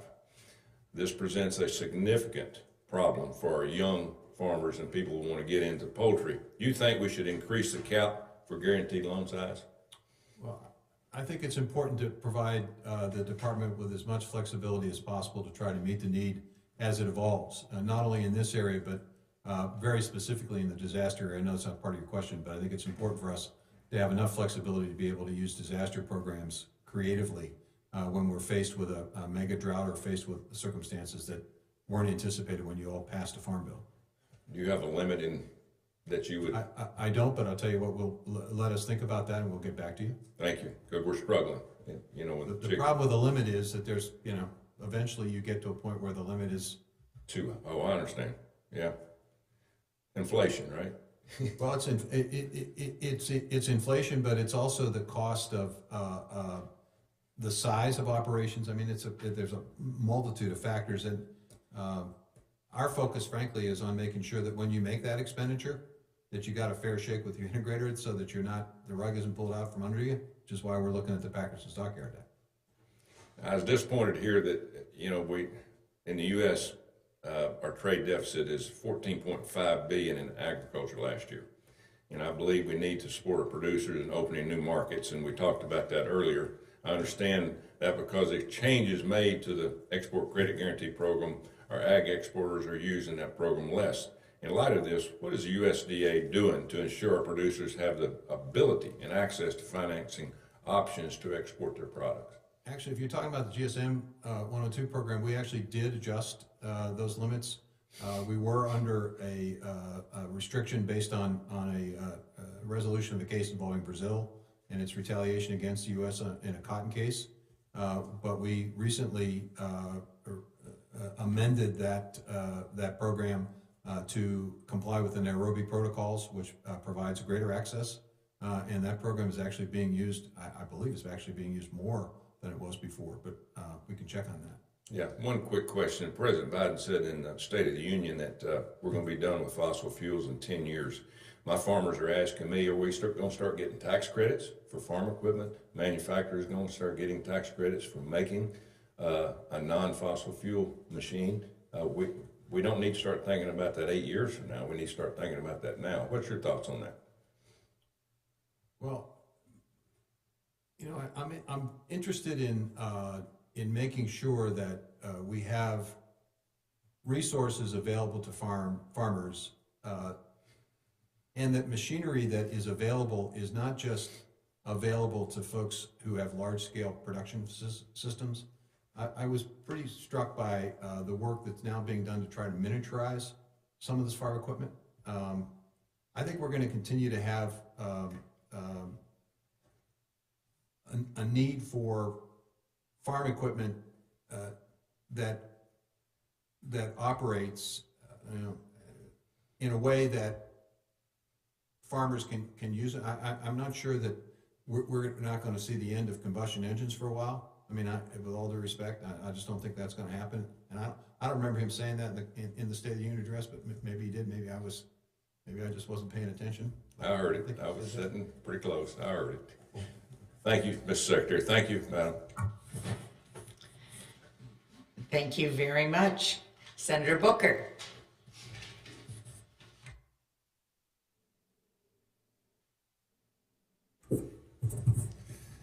Thank you, Chairwoman, and of course, Ranking Member, thank you as well. Secretary Vilsack, I was really pleased to see the release of the proposed rule on the voluntary product of the USA label. I completely agree, as your new rule proposes, that meat sold under the product of the USA label should be from animals born, raised, and slaughtered in the United States. I also want to mention my support and appreciation of your work to move forward with key Packers and Stockyard Acts regulations to provide transparency and fairness for our nation's livestock and poultry farmers. This is really, really important. The GIPS rules are long overdue to address the abuse of contract farmers by big integrated meatpacking companies. And it is not just the farmers that these companies mistreat. It is recently come to light that immigrant children were illegally employed in some of the most dangerous jobs at meatpacking plants owned and operated by companies such as Cargill, JBS, and Tyson. The meatpacking companies outsourced this work to egregious labor violators and now are trying to shield themselves from responsibility for violations committed by their contractors who hire children to work long overnight hours for low pay cleaning equipment such as skull splitters and bone cutters. These big meat packers have a long history of failing to protect workers. Meatpacking plants are so dangerous that there are an average of 2 amputations every week for meatpacking workers. Meanwhile, these companies continue to use outsized influence and power to be awarded multi-million-dollar contracts from the federal government. Following a prior series of criminal and civil actions against JBS for bribery, price fixing, fraud, You stated, Mr. Secretary, that the U.S. government could not stop awarding these contracts to JBS because the companies have so few competitors. I hope you agree that we should not be rewarding multinational corporations who exploit children and ignore our labor laws with lucrative government contracts. What does Congress need to do in this farm bill to make sure that USDA contracts stop going to these bad actors and start going to small businesses and independent family farmers and ranchers who treat their workers, animals, and communities with respect? I think, Senator, supporting the work that we're starting to make sure that procurement dollars that USDA invests don't necessarily go to large-scale, all go to large-scale commercial operations, but that a percentage of them be spent with and invested in small and regional local food systems. We've got to have a companion system, I think, in my view, to make our food system more resilient and to address some of the concerns that you've just addressed. There needs to be a little more competition, and one way to get competition is to make sure that procurement dollars are being spent with good employers. I will tell you that the Department of Agriculture is one of the first departments that's looking at ways in which we can ensure that when we use our procurement dollars, we use them with companies that understand the importance of food, of safety, importance of following the rules. Yeah, well, the rule breaking and exploitation going on with these larger companies is stunning, and I really hope to work with the committee on both sides of the aisle to try to help advance what you just described. USDA programs have a large number of different definitions of what constitutes rural, making it difficult and confusing for municipalities to determine which programs they're eligible for. Furthermore, some of these definitions make it difficult for rural companies in New Jersey and other small states to qualify due to how eligibility is linked to proximity to larger cities. For example, a town in South Jersey, Elmer, that is surrounded by farmland and has a population of only 1,347 people, is being refused service by broadband companies because it does not have enough customers. Elmer is the perfect example of a rural area that should be able to take advantage of USDA's Reconnect program, but it was found to be ineligible because it's connected to a larger municipality through what the USDA calls a string, despite being over 12 miles away. In states like New Jersey, where rural towns are less distant from urban areas, rural communities like Elmer are left with really no options. Mr. Secretary, do you acknowledge that some USDA definitions are leaving certain rural communities behind, and will you work with my office to find ways to ensure that rural communities in New Jersey are able to participate in these programs? Yes and yes. Fantastic. The final question, Madam Chairwoman, was requested of me by Senator Fetterman, who we are keeping very much in our prayers. He can't be here to ask the question, Mr. Secretary, but I'm also interested in his question regarding USDA resources for urban farmers. Senator Fetterman has been been hearing from farmers in cities in Pennsylvania that come from county FSA and NRCS offices and believe that they're unequipped to assist with resources for urban farmers. And so on behalf of Senator Fetterman, can you please discuss actions your office is taking to disseminate information on resources for urban farmers to local USDA staff and stakeholders? The first step in that process was we've identified 17 cities where we are trying to develop the program for urban farming and establishing FSA offices in those 17 cities so that we learn a bit more about what's going on. I will tell you that we do have a series of innovation grants and a series of compost grants that are being funded through cities. Did you say compost grant? Compost. Yeah. Compost. Millions of dollars being invested in those programs to try to encourage more urban farming. We have established within NRCS a team of folks who are focused solely and completely on urban farming. So I think, I guess my advice to the senator is for his office to contact us, let us know what communities, specifically cities he's talking about, and we'll make sure that we get information to those particular cities. We want to expand this program. We understand and appreciate that the definition of farming is different today than it was 10 years ago, 20 years ago. It's about urban farming, it's about rooftop farming, it's about community gardens, it's about vertical farming, it's about indoor farming, it's about horticulture, It's, you know, hydroponics, agroponics, it's all of that. And it's important for us to be supportive of all of that. We'd be more than happy to work with his office. No, it's quite exciting, and I know the chairwoman has been a real leader and groundbreaker, pun intended, when it comes to farming in urban areas. And my hope is that we can expand it. The chairman said in his testimony already that local systems are stronger, more resilient in times of crisis like we just saw with the pandemic. So developing the capacity, I think there's an urgency around that and an excitement about it from New Jersey to Michigan and across our country. And I'm looking forward to working with you in the Farm Bill and expanding those efforts. Well, thank you, Senator Booker, and you're right, there's great excitement, and I think even more excitement about a farm bill because we're adding to the breadth of who is impacted by that, and we saw in the pandemic, certainly we saw in Michigan where the access to local healthy food made all the difference as supply chains broke down. So thank you so much, and I also want to just indicate that we're so appreciative that Senator Fetterman and staff are continuing to work closely with us. He is our new chair of the Nutrition Subcommittee and is actively involved. I know Senator Booker, as former chair, is actively involved as well. But we appreciate the ongoing work that is happening with Senator Fetterman's staff with us every day, and we know he'll be back with us soon, and we appreciate that. So we're looking forward to it. So, Chair, can I just yes, add Mr. Secretary. one additional comment, Senator Booker? It's also important for the senator to know that HUD also has programs that could be of assistance. We're working collaboratively with HUD on community garden opportunities, which is an extension of urban farming. Yeah, just one piece of advice with the Secretary of HUD. I found out the hard way, never bring her vegan food. Well, we love having her in Michigan. She's been in several times, so no vegan food, though. All right, Senator Highsmith. Good morning. Thank you, Madam Chairman and Ranking Member Bozeman, and I certainly appreciate you being here today, Mr. Secretary. I've enjoyed a good working relationship with you. And I think my question to you is timely as you talk about millions of dollars in investments in 17 cities for urban farmers and small farmers and the exposure to agriculture that a lot of children don't have.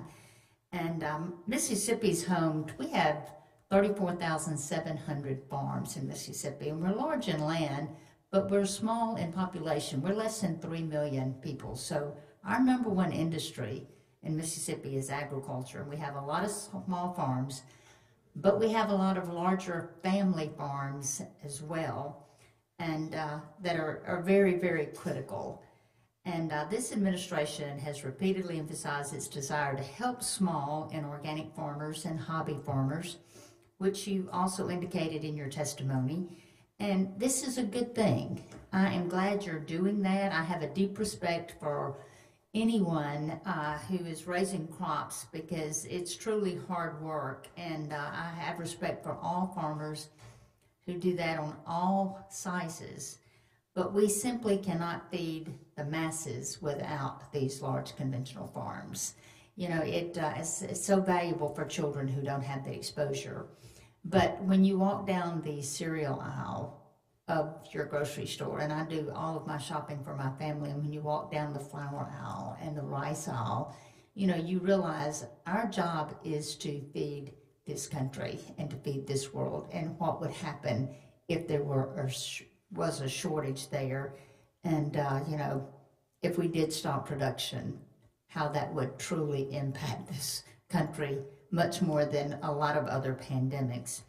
But according to USDA's Economic Research Service, 3% of U.S. farms, the large family farms, are responsible for 47% of production to feed this country.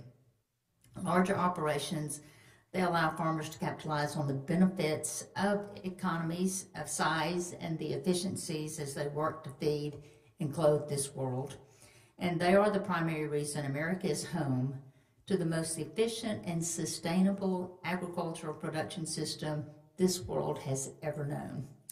The farm safety net exists to ensure that we have that safe, affordable, and nutritious farm supply that is produced in the U.S., and our success ensures we don't become a country dependent on imports for everything, especially our food supply.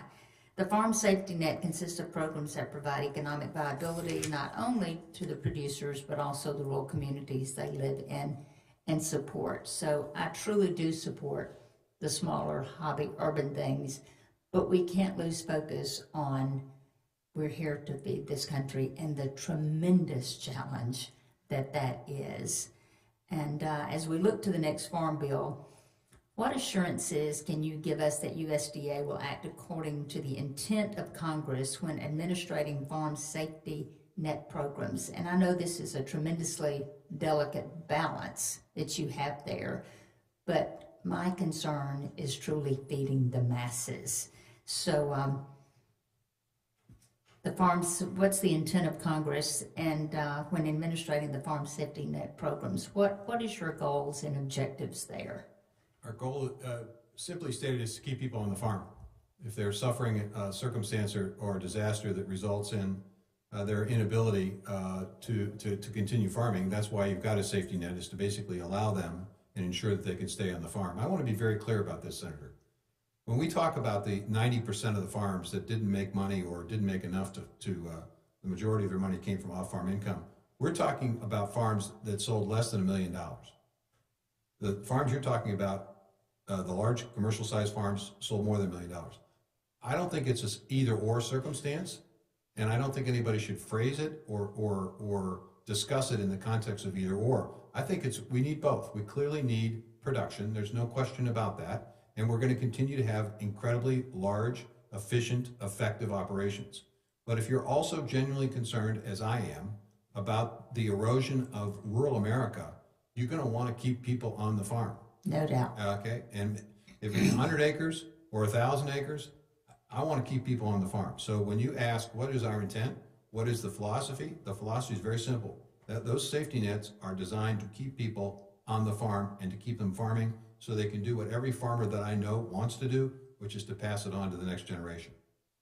That's it. What assurances can you provide that USDA will approach farm safety net programs for large farms with the same enthusiasm as the smaller ones? And I think you've answered that as well. We want to keep people on the farm. This is not about, the challenge has been that we spend a lot of time and focus on those large-scale producers because of the nature of productivity.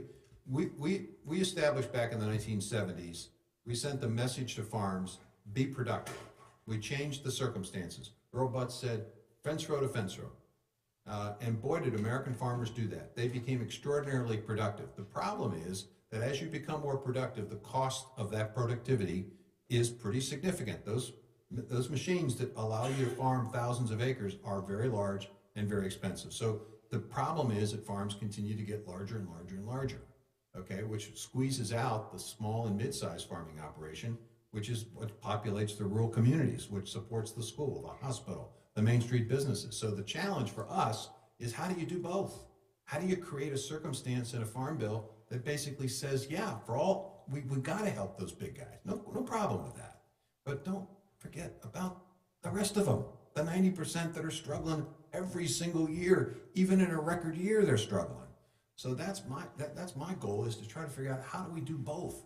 Not just one or the other, but both. Well, I'm glad that is your goal. I am. And now I've got, I think I'm running out of time. I have some questions about rice. Maybe I can hang around to ask you that. Thank you. Thank you very much. Senator Welch. Thank you very much. Welcome, Secretary Vilsack. I've been watching you during the Obama administration and now, and I'll make an observation. You know what you're doing.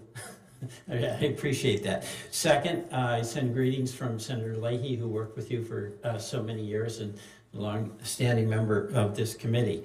I want to just go through what my Farm Bill priorities are briefly and just get your reaction. And at the end, I want to ask a question on behalf of my wonderful colleague, Senator Fetterman. So let me get started. First of all, keeping farmers on the farm, I really think that has got to be the goal. In Vermont, we're struggling, and we are the small and mid-sized farms that you just mentioned, and they want to pass their work on to the next generation. Number one, rural broadband reconnect, very important, obviously, and the Farm Bill has played a major role. Do you consider that Congress should consider strengthening the reconnect program in the upcoming Farm Bill? And we should maintain the 100 minimum broadband service required for proposed service area? Yes. Okay. Second, organic dairy, incredible challenges in Vermont. Undersecretary Moffitt and I went to a sixth generation organic farm. There's $100 million of aid that's available, and it's desperately needed as a safety net to keep these folks going.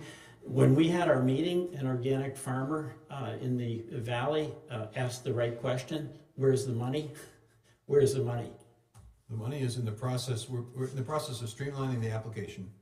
And it's basically looking at 75% of the future marketing costs of 2023. So we have to have a baseline upon which to determine what that 75% is going to be factored against. So we're in the process of accumulating that. So I would expect and anticipate sometime this summer that we'll have enough information to be able to begin receiving applications. Farmers can take a look at www.farmers.gov.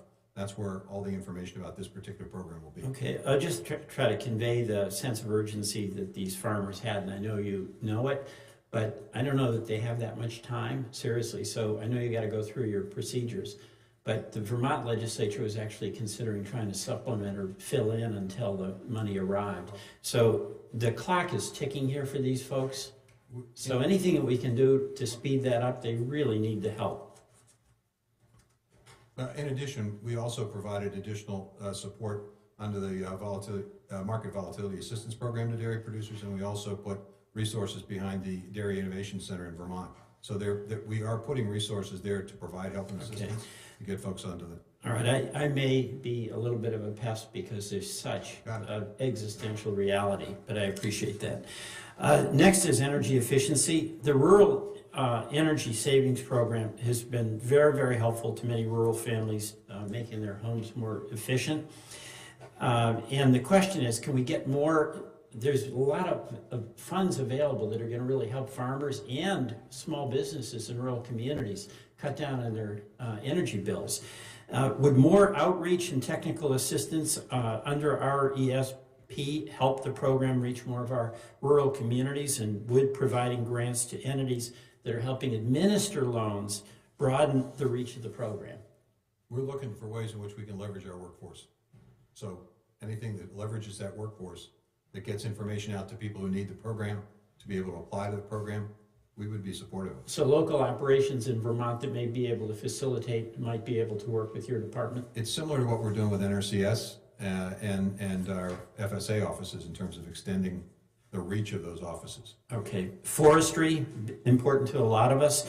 How would additional funding to support rapid response help USDA prevent the spread of invasive species? We have a real issue with emerald ash borer in Vermont. That's a tough issue. I would say that we also have to have research. We have to have a continued amount of research to be able to understand precisely what needs to be done to protect all of our species. Okay, so research means some funding, yes, and that's a priority. On the Rural Partnership Program, do you agree that the Institutes of Rural Partnership, such as the one established at the University of Vermont, and Senator Leahy played a major role in that, are a very effective means to help to research and address the challenges that many of our rural areas, including Vermont, face? We're looking forward to seeing the results of the investments that have been made under Senator Leahy's leadership and direction. Okay. And then the Organic Certification Cost Share Program. The cost, with the application consolidation, making it simpler, you're indicating an awareness of how tough that is. In the short term, what resources and legislative tools can Congress provide for the program to allow USDA to support producers that are seeking that organic certification? And would increasing the statutory cap on reimbursements from, say, $750 to $1,500 help? That would help, but I think also you want to keep an eye on what we're doing under the Organic Transition Assistance Program. We're providing resources to establish those who want to become organic, to link them with existing organic producers so that they are mentored. We're establishing additional risk management assistance to reduce the cost. NRCS has a new practice standard that is also going to allow EQIP money to be used to make it easier to do the tough conservation work that is required. And we're also looking forward to figuring out ways in which we can expand market opportunities. So thank you very much. My last question is for my colleague, Senator Fetterman. As you mentioned, chair of the nutrition subcommittee, but his question was about this. Last year, the department issued several proposed rules aimed at improving competition, transparency, and fairness in the livestock market. Senator Fetterman asked, how might statutes such as the Packers and Stockyards Act be changed to further improve competition and fairness in the market? Well, I think the work that we're doing for greater transparency, for understanding the role of the Packers and Stockyard Act in the face of discrimination or retaliation, additional support for the poultry industry in terms of making sure that there's a level playing field, understanding the scope of practice and the scope of practice within that bill. All of that's going to happen over the course of the next year and a half. And I think once you see the benefit of that, you can make a determination whether there are additional statutory changes. But I think it's the regulatory process that is probably has the greatest opportunity for immediate impact. Okay, thank you. Chair Stavman, I'd like to submit the following letter of support from a coalition of rural broadband stakeholders regarding better broadband objectives in the Farm Bill, including the need for 100 symmetrical speeds. Without objection, so ordered. Senator Smith, and let me first say as chair of the commodities, I forget the whole name, that's a long name, subcommittee, but you and Senator Highsmith, we're so looking forward to the important subcommittee hearing coming up to hear from our stakeholders, so thank you so much. Well, thank you very much, but I think it's Senator Grassley's turn, is it? Oh my goodness, you know what, I'm looking at you and I'm trying to avoid Senator Grassley. Far be it from me, far be it from me to step ahead of you know what, you are exactly right. I was thinking and talking about the subcommittee work, and I just know. Senator Grassley, welcome. She's better looking than I understand why you said that. Senator Grassley, I actually was not trying to avoid you. As an Iowan, you and Secretary Vilsack, I know, go back a long way. Yeah. Say, I'm going to start out with my favorite subject every time we have a farm bill up on farm payment limitations. In your testimony, you mentioned that if we keep the agriculture policy status quo, we will continue to see consolidation. You said, quote, unquote, it is either get big or get out, and I agree with what you said there. My long-held belief is that farm policy should be limited to safety net that helps farmers weather the storm of natural disasters and unpredictable commodity markets or politics or international trade getting involved. Current law goes well beyond that. In the 2018 Farm Bill was intentionally written to help the largest farmers receive sometimes millions of dollars of subsidy from the federal government each year. You've heard the figure of 10% of the biggest farmers getting 70% of the benefits out of the farm program. Not only to you, Mr. Secretary, but to the members of this committee, I'm asking that you would now work with me to stop this needless abuse of taxpayers' dollars. I support farmers only receiving commodity payments if they're actively engaged in farming. And for the Republicans on this committee, I think some, or maybe all of us, are working to tighten work requirements for SNAP recipients. I hope that we would also look at work requirements in Title I of the Farm Bill to make sure that people are actively engaged in the process of farming if they're going to benefit from it. Now back to you, Mr. Secretary. In prior administration, Secretary Perdue issued a final rule where the payment recipient must provide either 25% of the farm's total management hours on an annual basis or perform at least 500 hours of management annually. But after the election in 2020, USDA issued a correction to that rule, and the correction that I believe went against congressional intent. So to you, Secretary, when there's discussions about helping the many rather than the few, have you studied if having actual payment limitations could help prevent the big from getting bigger? Senator, I think there need to be realistic and reasonable limits. We recently had a initiative involving rice producers that are going to receive $250 million of assistance and help, understandably and appropriately. It's interesting the way that we've set the way that was set up. There's a payment limit that if more than 75% of your income comes from farming, you get $125,000.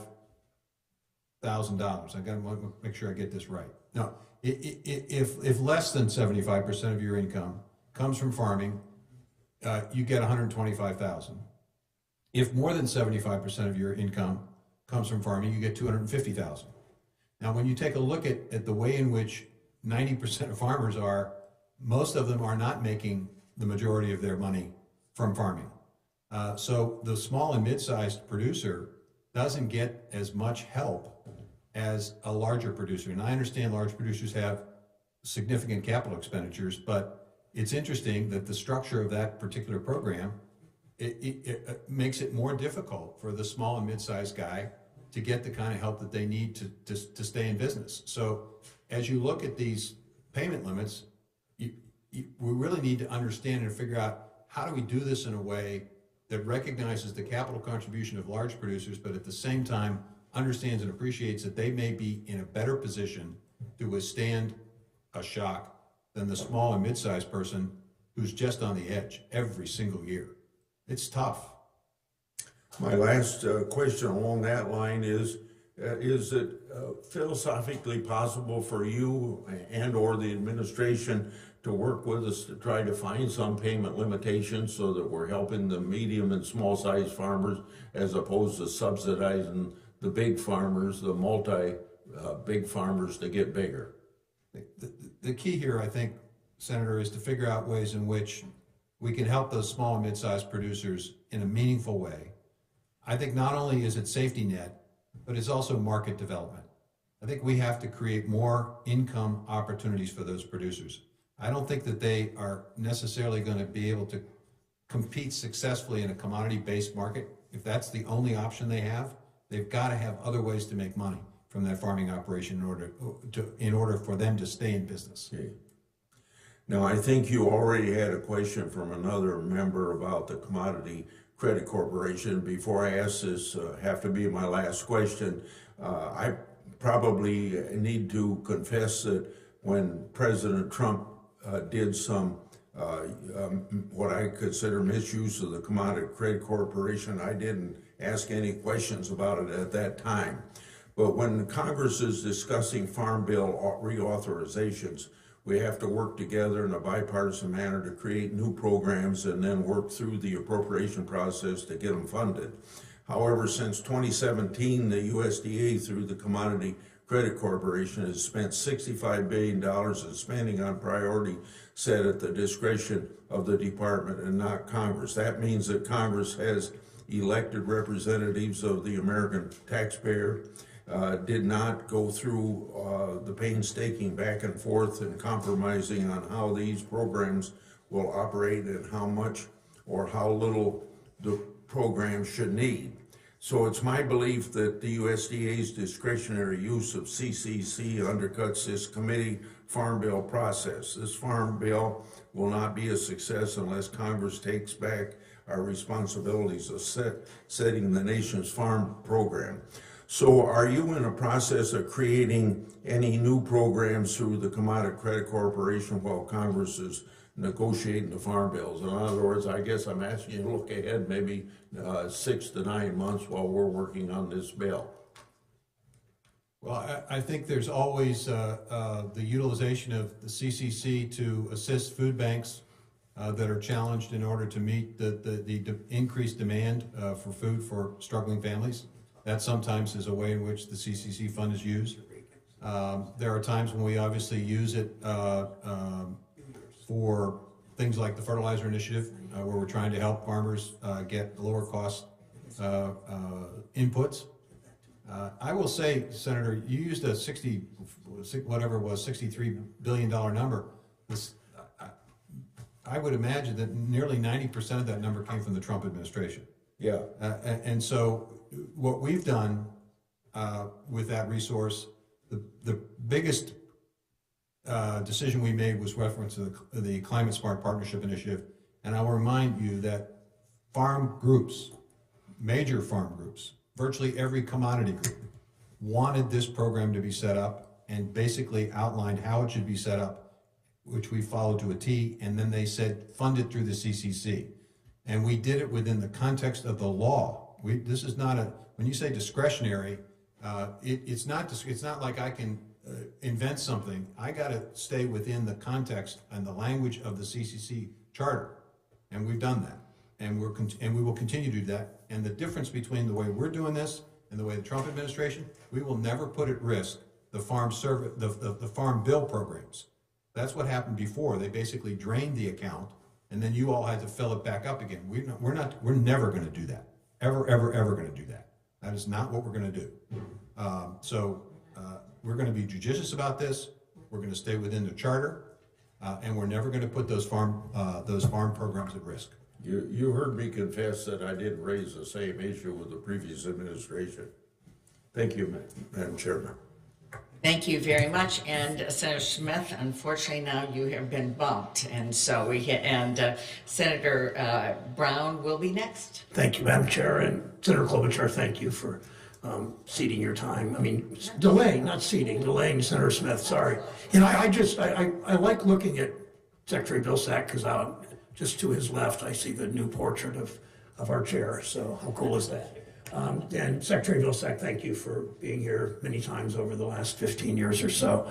Last week, Senators Casey, Fetterman, and I sent a letter to you and Administrator Regan concerning the impacts of the East Palestine train derailment on farmers in the region, not just in that immediate a mile away, but in the region. The 2023 planting season quickly approaches in a climate like Ohio's, and farmers in Columbiana County in Ohio and across the line not far away from the train derailment, Beaver County, Pennsylvania, are frustrated. What they see is a lack of guidance and assistance from their words from USDA. When I was last in East Palestine, I'm going again next, I believe, Tuesday, I heard directly from Ohio farmers seeking assurance that they can safely plant and sell their cattle and their crops. And one woman told me she lives 4 miles away. She raises beef cattle.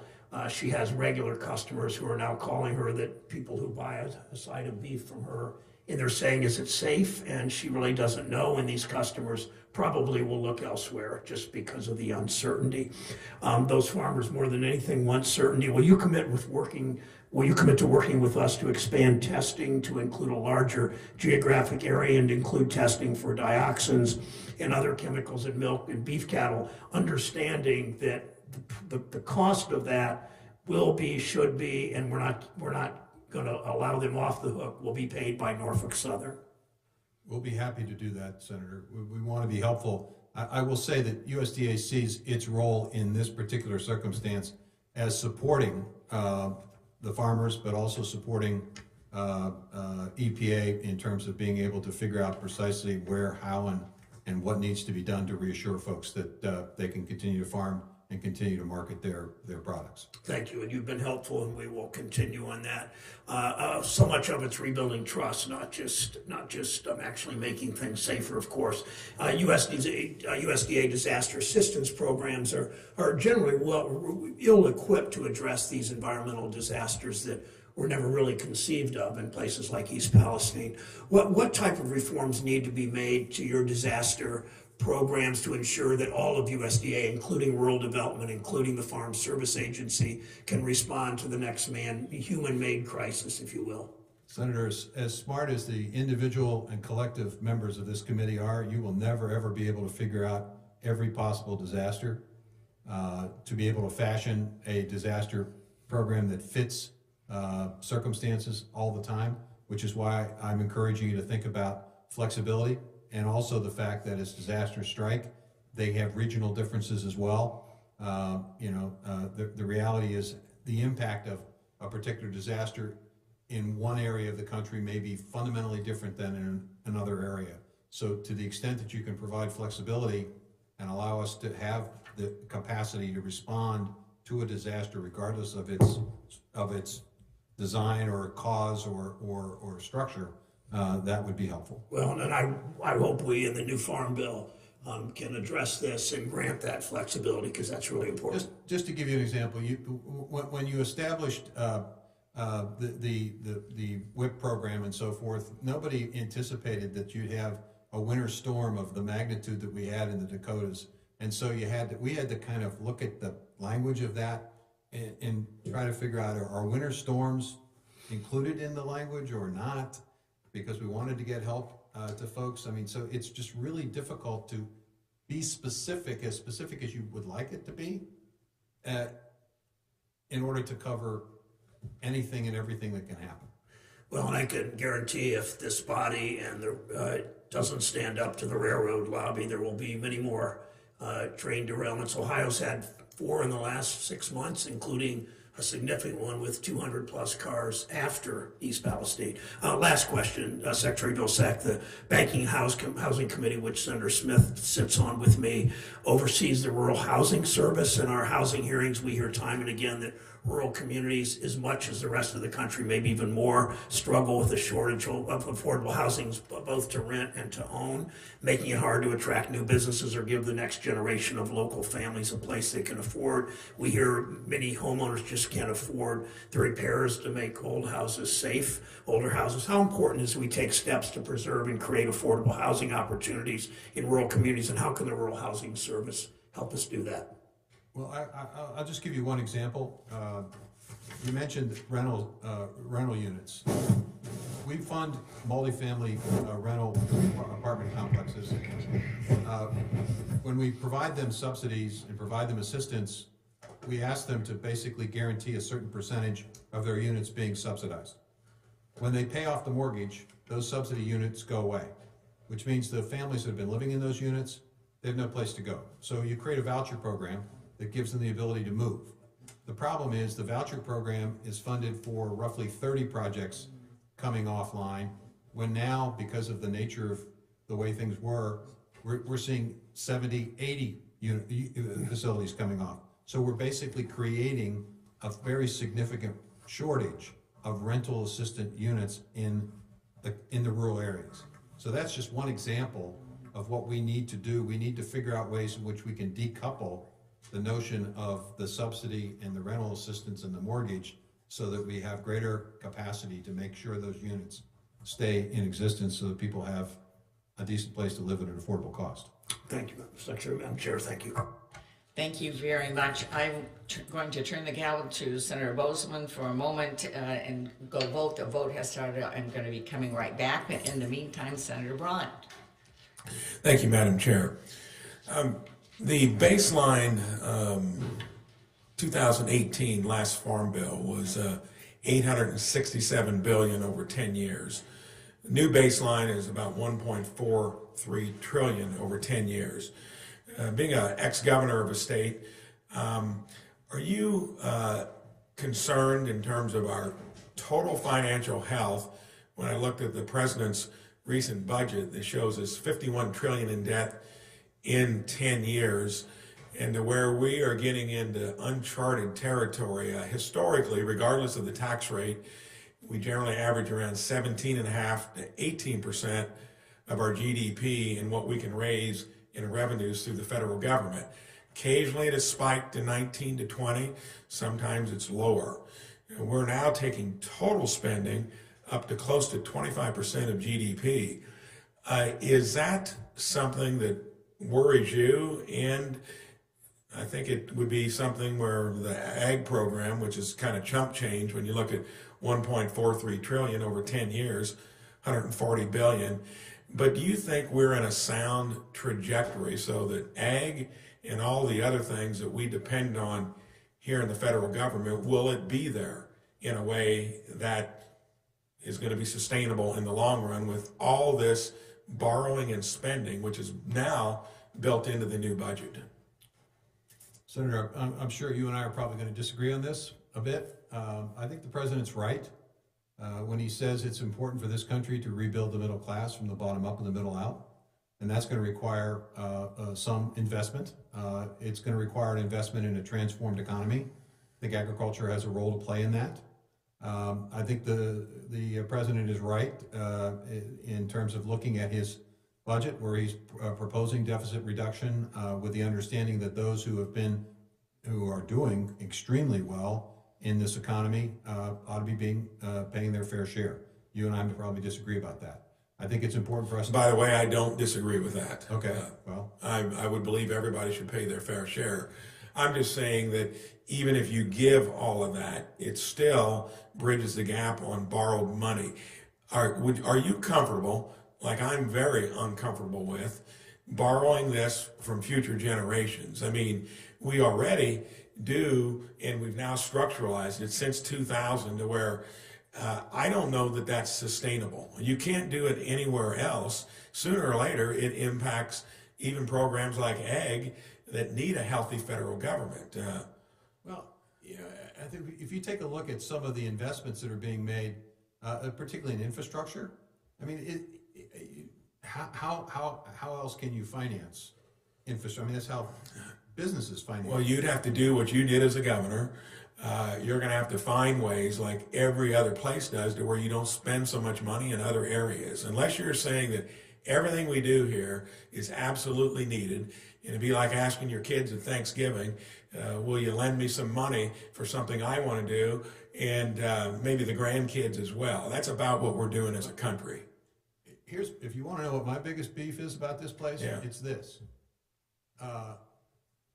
I asked my team, and these numbers may not be totally accurate, but I think that the gist of them are right.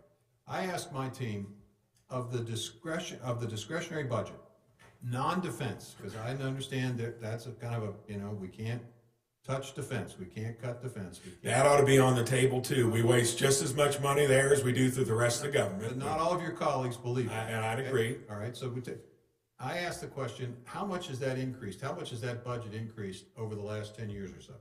And they came back and they said 28%. Now, I don't know if that's what they told me, 28%. I said, well, how much is the ag portion of that increased? 14%. All right?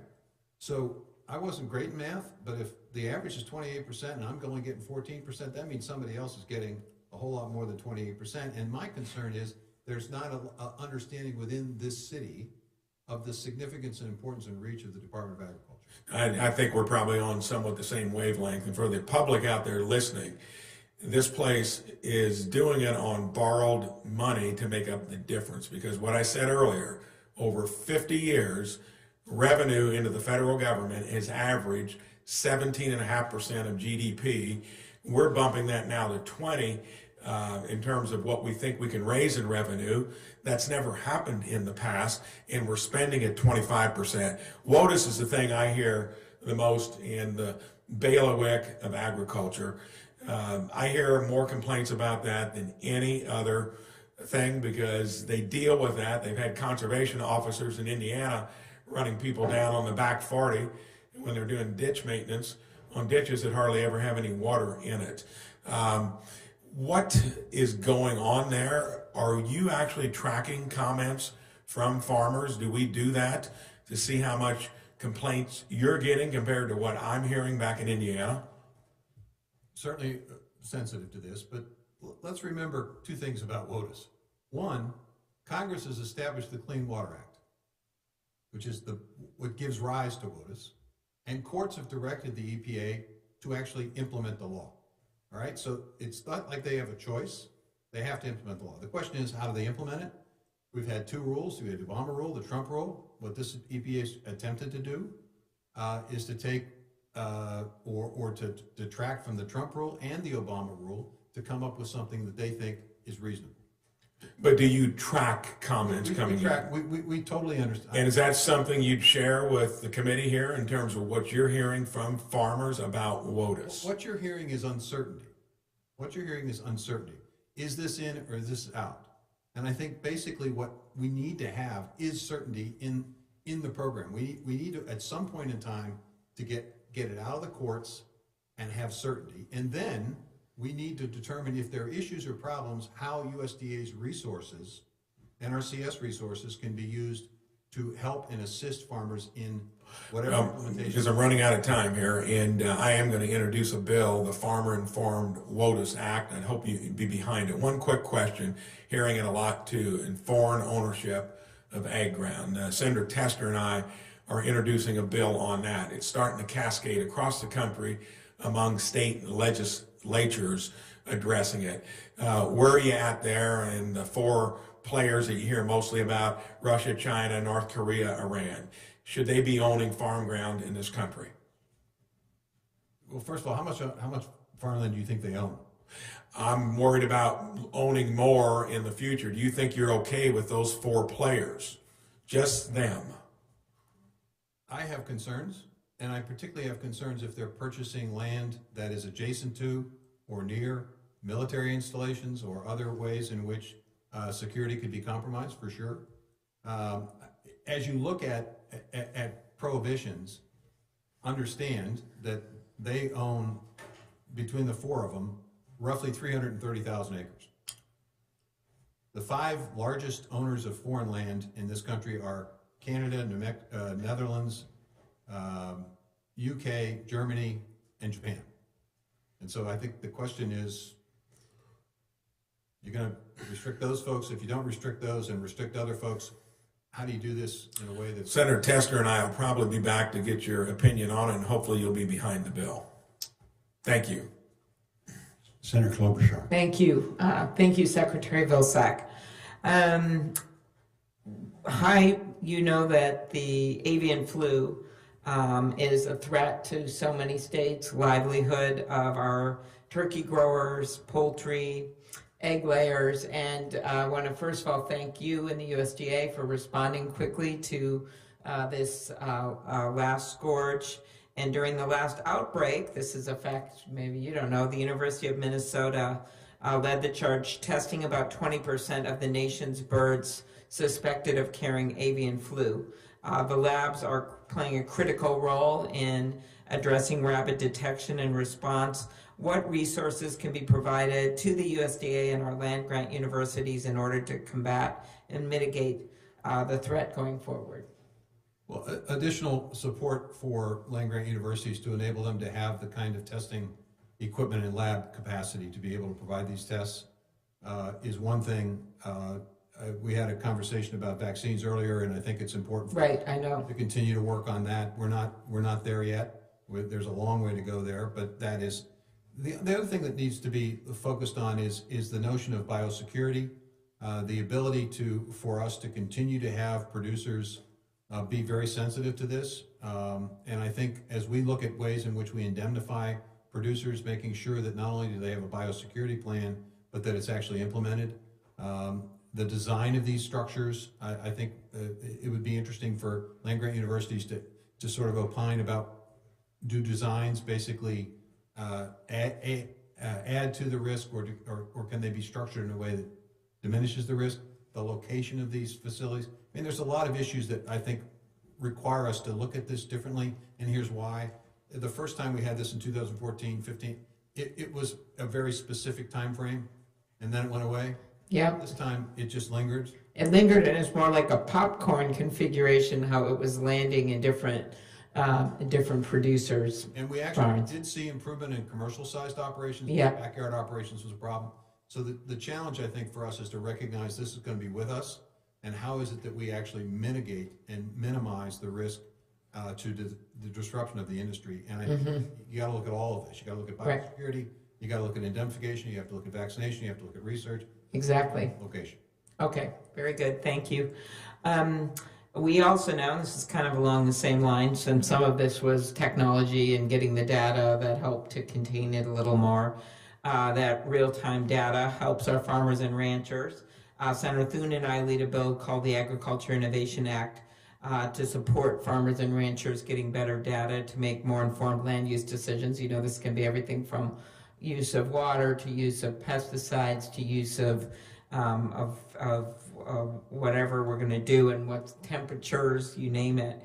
Can you update the committee on the progress and existing needs for better on-farm data use and research to improve location-specific land use decisions? Well, there's no question that several mission areas within USDA are very focused on the issue of data and the ability of data to drive better decision-making on the farm. Precision agriculture is incredibly important. ARS has got a number of research projects underway in this area. NRCS is utilizing precision agriculture in a number of their bundles of assistance and help in terms of EQIP and CSP resources. NIFA is providing resources to land-grant universities to do even more and better work. The RCPP program has been focusing on and encouraging more precision. There are videos encouraging farmers to learn more about these techniques and the utilization of these techniques. And our Climate Smart Partnership Initiative, I think, will also lead to a better understanding of all of this. So good. A lot going on within USDA. All right. As you know, the prevention of animal disease outbreaks like African swine fever and foot and mouth disease, big priority. We already talked about avian flu, but now let's go over to hog producers. Senator Cornyn and I, in the 2018 Farm Bill, authorized the National Animal Health Laboratory Network to further our testing capacity. Can you speak to the opportunities to build on this work in 2023 and update us quickly on the work USDA is doing in the Dominican Republic in conjunction with Customs and Border Protection to keep African swine fever out of the U.S.? Two areas, Dominican Republic and Haiti. The Dominican Republic, I think we have a very good relationship. We're providing lab, we're providing technical assistance to try to establish a system by which they can identify and ultimately eradicate that ASF in Dominican Republic. Less so in Haiti because of you need a functioning government to essentially do this, and so we're very careful about that. We have a zone in Puerto Rico where we are basically prohibiting and preventing a transfer. We have significantly increased counter surveillance within the U.S. We have an interesting training facility in Georgia that's training dogs. We've already impounded about 1,000 pounds of food as it's coming into the country that may potentially pose a threat. We want to continue to increase that. We want to continue to work with our state ag officials and the pork producers to make sure that there is an awareness on the part of producers when and if there is a problem, how to contain it, how to minimize the risk. I mean, there's a lot going on in this space, and we're spending significant time and resources to do this. Okay, let me end with biofuels. I see Senator Fisher over there. She and I introduced the bill for year-round E15. I'm wondering what you think about that. I know it's not in your jurisdiction here, right, specifically, but you know a lot about biofuels. I'm supportive of it, but let me just simply say, I think you need to go beyond that. You need to go beyond E15. I think you need to focus on a sustainable aviation fuel because that's a 36 billion gallon industry that it hasn't existed. Right, and agree. A significant opportunity. Yes, very good. And I know you've been such a champion for that. Ending with this biofuel question, last Congress, Senator Ernst and I had a bill to invest $500 million in funding for grants for fueling station. It actually and convenience stores to expand the availability of low carbon renewable fuels. It was actually included in the Inflation Reduction Act and serves as the basis for the USDA Higher Blends Infrastructure Incentives Program. Can you update me on what's happening with that? You will see over the course of the next year or two quarterly awards under that program. Thank you. Senator Thune. Senator Fisher. Thank you, Mr. Chairman, and thank you, Senator Thune, for yielding your time to me. Secretary Vilsack, thank you for being here today. It's always good to see you. As we've discussed, I have great concern about Mexico's policy towards our agricultural biotechnology and their latest decree that bans the use of GMO white corn. I want to especially thank you for being a champion on this and pushing them about it, and also Ambassador Tai. Our work with your office has been excellent, and my conversations with her have been really good too. So thank you for that. As you know, it's a flagrant violation of the USMCA. It sets a dangerous precedent as we look at our other international trade agreements. And unless Mexico relents on this, I think the United States must be ready to swiftly move to dispute settlement. Could you provide an update on when technical consultations between the U.S. and Mexico are going to take place? Are there specific items the administration will be pressing Mexico on during those consultations? And have you had any answers from Mexico at all? We received a partial set of answers to inquiries that were sent earlier this year that were unsatisfactory, which is why we began the formal process. The U.S. Trade Representative's Office is reaching out, and I think they're going to begin those preliminary conversations, which is a condition precedent to more formal conversations. There will be a focus, I think, on the safety of the biotech products. This was raised repeatedly by the President of Mexico. We tried to reassure him that indeed there were literally hundreds of studies on this, and I think we have to continue to press this point because at the crux of his decree is this issue of safety, and we have to overcome that concern. And so I suspect that the focus of the technical conversations will be on here's the concerns that you've expressed are not supported by the science, and you're absolutely right. This is fundamental. This is fundamental to our whole approach to trade. If it's not science-based, if you can inject culture, or if you can ingest non-scientific factors into trade discussions, you'll have a very difficult time having global trade. Yes, we will.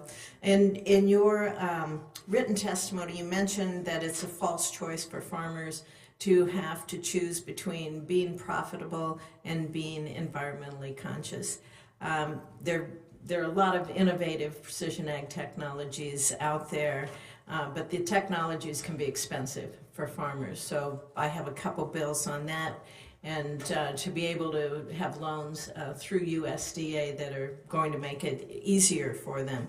But they also have to have that last mile connectivity, which I say has to be expanded in a recognition that they have to have the last acre connectivity to be able to do that too. So are you aware of any specific broadband efforts that are focused on deploying connectivity to the last acre, and how important is that so that we can see our producers be able to leverage all the innovative technologies that are out there? Well, obviously it's incredibly important. If you don't have access to broadband, or if you don't have access to meaningful broadband, you can't utilize precision agriculture and all of the other innovations. What we're trying to do at USDA with comparatively a relatively limited resource compared to what Commerce and what FCC gets, we're trying to improve the existing systems. We're looking at ways in which we can utilize our regular programming resources, which are pretty limited to the regular budget, to providing access to that last mile, that middle mile. You're going to see a little bit more of that. I think you're going to see quite a bit of it, I hope, with the utilization of the infrastructure money when the FCC and the Commerce resources begin to funnel through states to get that job done. I mean, states are going to have a very big and critical role here. They're going to be able to, at the end of the day, be the ones that will be implementing this. And I think it's going to be important to make sure that they understand the significance of this. I have a cattle market bill for reform and transparency, which I think is pretty important, and it's extremely important for the state of Nebraska. Livestock's our biggest segment that has the largest impact on our economy. So there's a lot of risk involved. We see we see farmers and ranchers trying to look at different tools they can use to mitigate that risk. And so I think we should look to the Farm Bill and how can we help livestock producers manage that. There's a large increase in the number of livestock producers who are getting insurance policies. Has there been any difficulties with those policies? Have you heard anything about that? And do you have any suggestions on what livestock producers would have to do to access some kind of protection policies? I have not been apprised of any problems. That isn't to say that there may be problems. I just have not heard of them. And I'm happy to work with you and your staff and our team work with your staff to see what we do know. And if there are issues and problems, we'll try to help you craft a solution to them. Okay, thank you. Thank you very much. Senator Thune. Thank you, Madam Chair. Secretary, thanks for being here. Thanks for all your work on behalf of farmers and ranchers in our country. I want to echo a couple things that Senator Bozeman talked about. One is that we need technical assistance from USDA to ensure the department can implement the Farm Bill in accordance with congressional intent. And I'm currently waiting on USDA's technical assistance on my bipartisan proposals to improve local meat processing and livestock disaster assistance, and would appreciate you and your team if you could get back to us in a timely way. We're coming up on the, as you know, the September expiration of the Farm Bill. So I look forward to working with our colleagues on this committee to advance the next Farm Bill. And the other thing I want to echo that my understanding is Senator Bozeman did talk about, and I think it's a real concern, and I know I think you answered it when he raised it, but you know, the changes that were made administratively in the SNAP program, that to the tune of $250 billion, that's not a rounding error. I mean, we're talking about huge amounts of money. I mean, the only thing that's even close is the President's proposal to forgive student loans is upward of $1 trillion.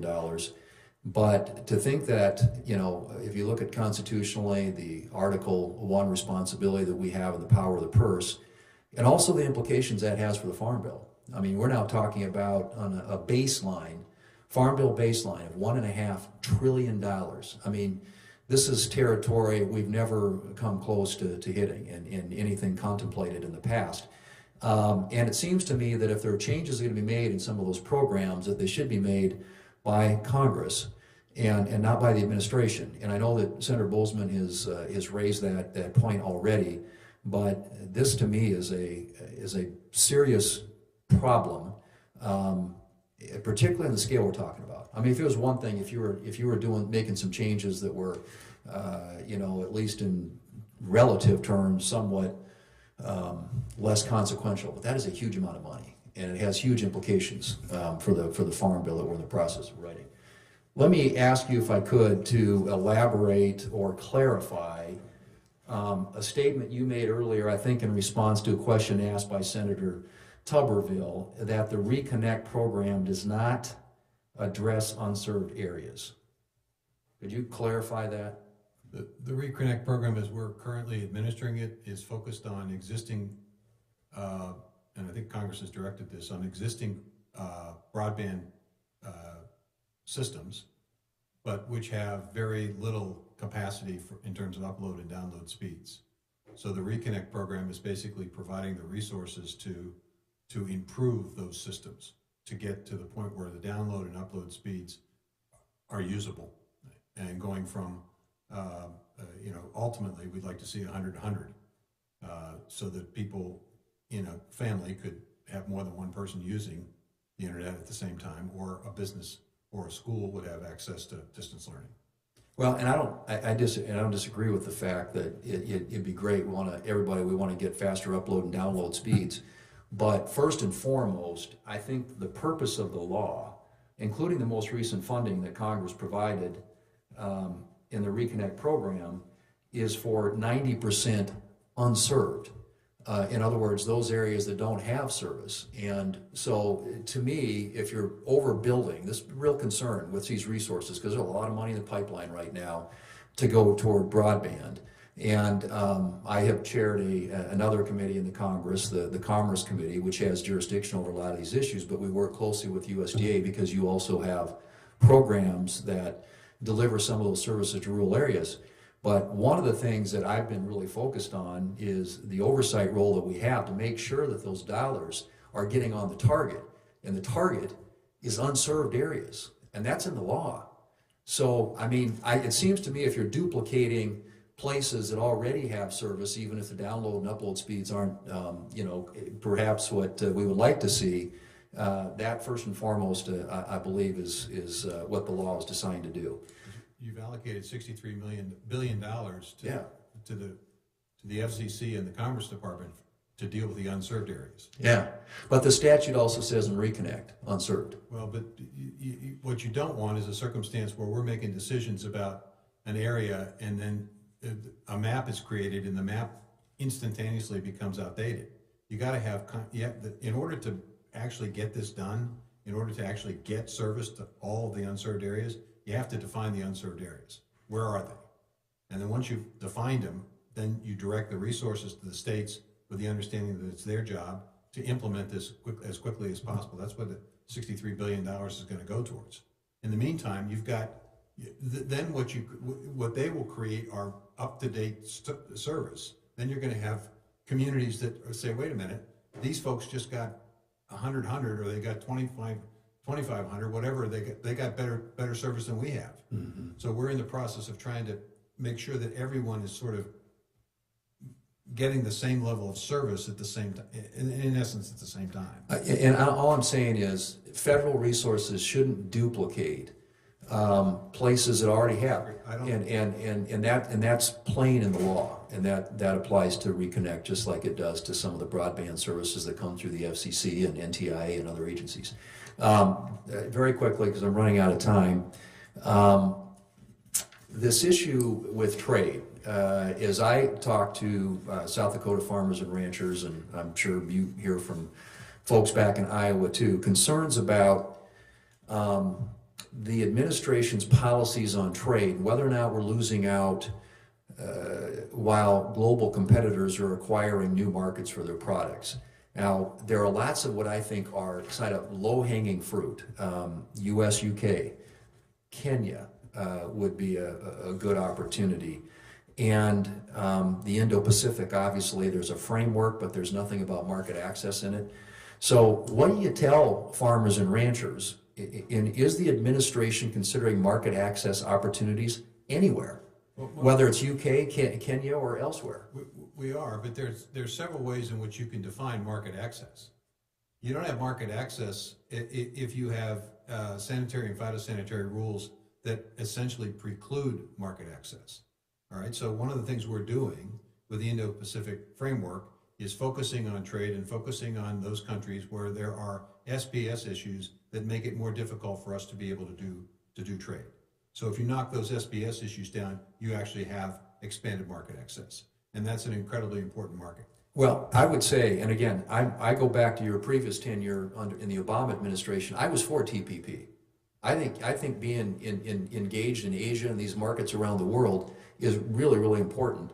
But all these other ancillary issues that IPEF contemplates don't do anything with the fundamental issue of market access. So my time's expired, but thank you, Madam Chair. Thank you very much. Senator Warnock. Thank you so very much, Madam Chair. Secretary Vilsack, welcome. Good to see you. Section 22007 of the Inflation Reduction Act provided, as you know, $2.2 billion for farmers who have suffered historical discrimination by the USDA. And this relief likely includes many black farmers in Georgia, farmers I know, like Lucius Abrams of Burke County, Carl Parker in Ashburn, who say that they are still in need of financial assistance for past discrimination. I run into these farmers from time to time across Georgia. The provision was signed into law last August, and USDA started distributing funds for economically distressed farm loan borrowers in October. Bill signed in August. Economically distressed farm loan borrowers began to see relief in October. It's currently March, and not a dime of financial assistance has gone out to farmers who face discrimination, right as they are entering another planting season again in the red. When I run into farmers like Lucius Abrams and Carl Parker, you know, I can't help but think of that old song by Sam Cooke. It's been a long time coming, and I've been waiting to say to them the change is going to come. But that change hasn't come, and the longer they wait, the deeper they're in the hole. Can I tell the farmers in Georgia who have been waiting for a very long time that USDA will start distributing this assistance? Yes. As you know, Senator, we began the process of establishing and identifying a national administrator that will oversee this program and make decisions ultimately about who gets what. We've also established the process to begin establishing regional hubs that will help recover applications from folks who seek assistance. And we are working to get the word out that the cooperators that want to assist and help those hubs to identify themselves so that we're in a position to make sure that they are looped in to the process, so that farmers across the United States who feel that they were discriminated against, who need financial assistance, will have an outlet, have a place where they can go, people they can talk to. They'll learn about the application process. They'll learn about the system for these hubs to accumulate these applications, to put them up with a national administrator. National administrator makes decisions. Our goal, as we've indicated, will be to try to get resources dispersed before the end of the year. Before the end of the year, you described this process, and you can imagine, I suspect, how this is heard in the ears of folks who've been waiting a very, very long time. And every single day matters. It's not as if they're standing still. It gets worse the longer it takes. And I just want to be able to say to these folks, look them in the eye and tell them that relief is on the way. Simple yes or no. Will you commit to doing everything in your power to move faster to implement this program? Yes. And will you commit to providing my office in writing a timeline for outreach, application, decision, and the expected distribution of this financial assistance to farmers? I think you said you expect to have it all delivered by the end of the year. We have the resources out the door by the end of the year. That's the goal. Now, we don't know how many applications we're going to receive, Senator. Do you know how many applications we're going to receive? Let me hear from you. I mean, we're... How many are we going to receive? We're going to receive 30,000, 40,000, 50,000, 100,000, 200,000. We don't know. So the goal here is to try to make sure that we get information. I would assume your agency and the folks who do this work would have done some research to have a sense of what the universe is. We know from prior experience how many applications have been filed and how many people received compensation in Pigford, Keepsiegel, Love, Garcia. We know that universe, but we don't know if that universe is the only universe of people that will apply. And so we're planning on a significant number of applications coming in, which is going to obviously require some time. It's also going to require time. You can't just rush this from a standpoint of setting up the national administrator and then saying you've got 30 days to get the applications in. You've got to give people enough time to understand what the system is. From prior experience, we know that. Yeah, and as I talk to Georgia farmers, they feel like they've been waiting really just to get some clear communication from USDA, which frankly they don't trust, about what's going on. And it's trust that we've got to work to rebuild. We've got to proactively communicate to these farmers who've been waiting on this financial assistance for a very long time. So let me ask you this. When was the last time you personally sat down with farmers who feel like they face discrimination at the hands of your agency? 2 or 3 weeks ago. Okay. And you want to say anything about that exchange? Did people walk away with a clear sense of the process? Are you satisfied with your outreach? Well, am I satisfied with the outreach? The outreach hasn't really technically begun because we have to get the national administrator and the hubs in place. But what we're doing now is basically asking cooperators, folks who want to be part of this effort to get information out about how you apply, where you apply, what information you have to provide, what the standards are going to be. We need to get that information out to folks. Right. Do you understand that farmers feel like it's getting information from the USDA is like... It's not coming from the USDA. That's the point of this. The point of it is we're going to have cooperators that these folks trust. We're going to give them information. We're going to give the hubs information. We're going to give the cooperators information. And then they're going to help us get information out. In addition to that, there will also be, no doubt, some kind of communication system involving ads in appropriate papers and all of that. Right. Okay, so there's going to be a lot of work to get information out in a variety of ways, and hopefully, folks, it will get to the people that absolutely are interested in this and feel that they deserve an opportunity. Will you personally commit to hosting meetings with these farmers with you and your staff? Because at the end of the day, they're looking to you.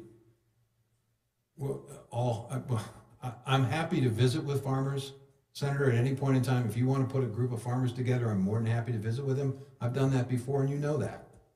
You know that. Well, I'm hearing from farmers that they're not clear about the process. Well, and when they can expect. Let me ask you this: will you provide to my office in writing USDA's proactive outreach strategy for communicating with and updating farmers during the implementation of the process that we've discussed?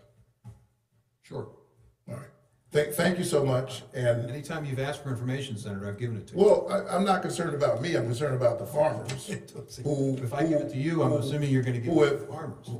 Who have been waiting for a very long time. And I think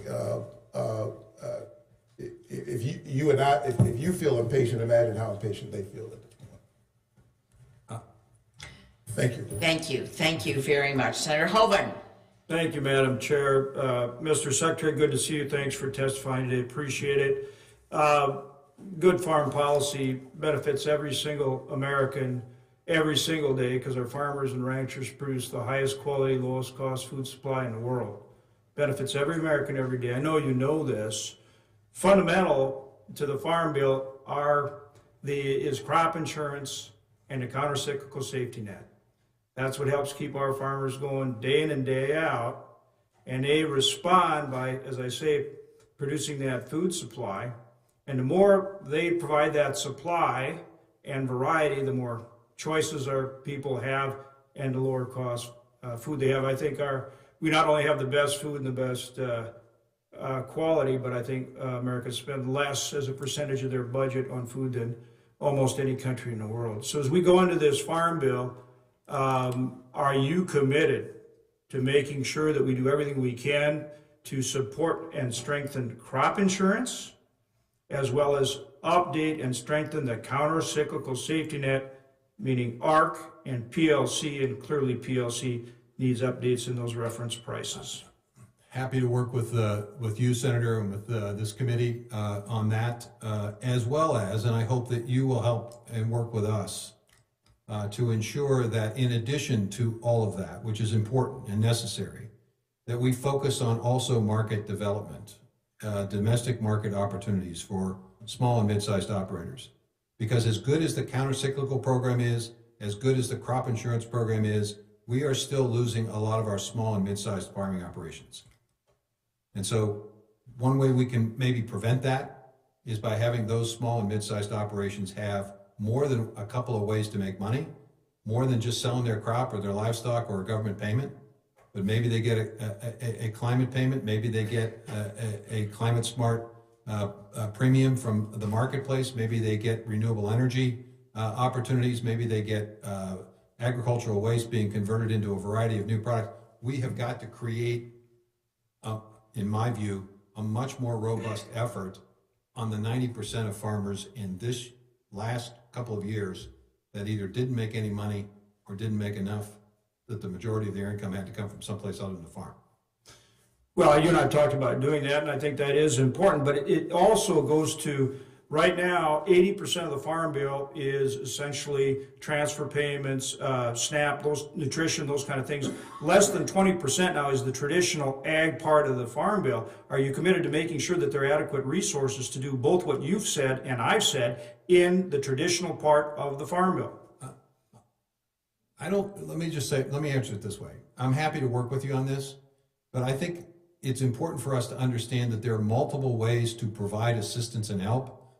The Farm Bill is one way, the regular budget is one way, the CCC is one. I mean, there are a variety of tools, and the more tools we have, the better job we can do. It's not just simply one bill or one aspect of this. So I think it's important to look at the whole holistically at how do we meet the need, and what tools do we have to have, what flexibilities do we have to have within the tools that we have to meet the need. And I'm happy to work on all of that. Would you agree that by supporting that farm network the way I think we're both talking about actually produces more food, more variety, and lower cost that benefits all those other programs, and that we've got to start, that's the heart and soul, and we've got to make sure we do the best possible job there, or everyone else suffers as a result? I would agree with you that in terms of the importance of productivity. Okay. But I think we have to have a broader view on this. I think we also have to have a view of maintaining life and opportunity in rural places. Well, and let's go to that point that you used the term that I use all the time in your, I think, opening testimony or one of the early Q&As, farmer friendly. Are you committed to making sure that all these different programs we talk about are truly farmer friendly and not mandatory, so that we can support agriculture in its diversity out there, and they're not running into a regulatory burden that is truly a problem for them? What we're trying to do within USDA is to focus on a voluntary, market-driven, incentive-based system. That's why we set up the Climate Smart Partnership the way we did. That's an example of what I think we need to do. Okay, that's good. And then how about in terms of these programs to deal with CO2 and so forth? Again, got to be farmer friendly, can't be mandatory, and can't be one size fits all. You agree with that? Well, that's how we set up the Climate Smart Partnership Initiative, absolutely. And they should be market-based, not a large government-funded program. I think that the CCC is providing the resources that allows this market-based system to get established. Okay, I think we prime the pump, and then hopefully the market takes it from here. That's what we're going to learn from these 141 projects, Senator. We're going to learn what works and what doesn't work. Well, as you know, I work pretty closely with the CCC, so I'm pretty, and you and I have talked about that a lot. So as you know, I'm aware of those programs, and I think we've demonstrated a willingness to work with you on them. I don't disagree with that. The other thing I'd ask about is some of these other programs. For example, are you committed to maintaining the sugar program? Understand the importance of it. And you're committed to maintaining the... Well, when I don't know what you mean by maintain it. I mean... Well, we've got an existing program. Well, maintain it could be a variety of different definitions. I don't mean to be cute about this. And I'm not asking you a trick question. Are you willing to support it? We understand the importance of I understand the importance of the sugar program. Absolutely. Okay. How about in terms of some of our livestock programs? What can we do to deal with the problem in lack of the concentration and lack of competition?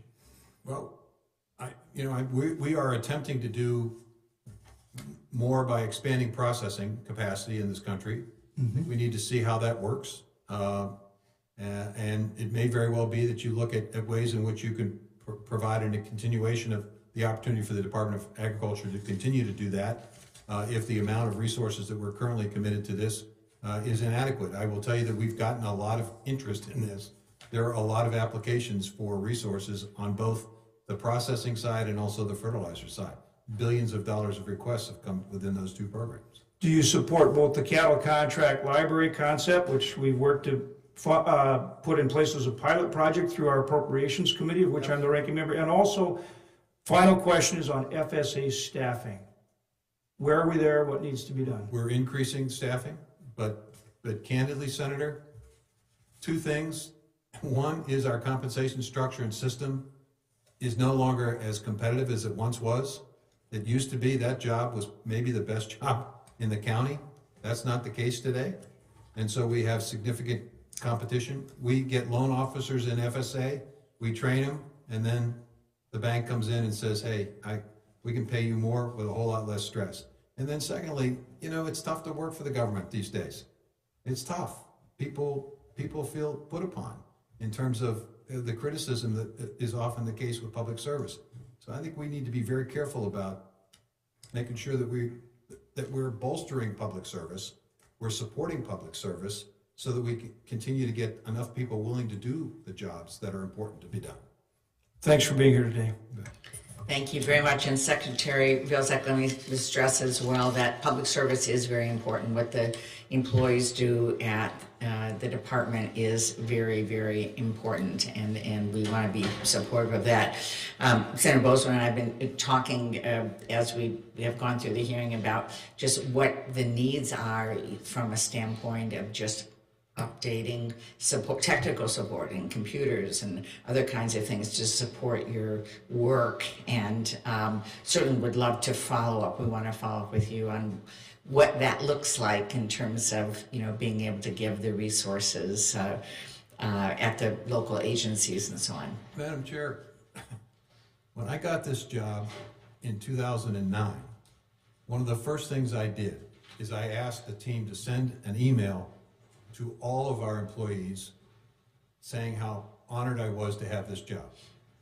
And I was told by a young staffer, sorry, Mr. Secretary, we can't do that. I said, what do you mean you can't send an email to all of our employees? I said, well, we can't send a single email.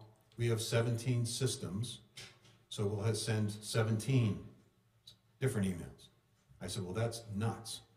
So we began a process in 2009 to eliminate 17 systems. Madam Chair, I'm told that by 2025, we'll get that job done.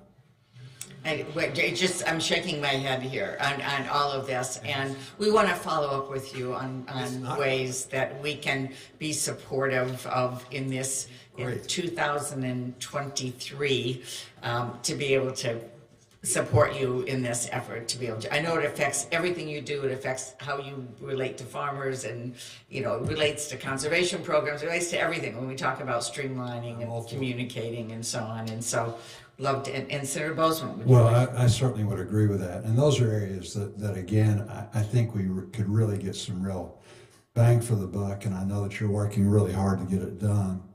But like I say, we would really like to help you in that regard. Madam Chair, I respectfully request to include in the record a letter to the Budget Committee signed by 400 national, regional, and state organizations that underscores the need for additional resources to be made available for this farm bill in order to adequately address the needs of our farmers and ranchers, including improvements to the farm safety net, as well as investments in trade, research, and rural development, and I would add technology. Yeah, very good. Well, so ordered without objection, and with that, let me thank you again for joining us before the committee. You have done this many times. We very much appreciate your leadership and your whole team's leadership, and look forward to working with you to get a good bipartisan farm bill done. So with that, we will leave the record open for 5 days. Thank you.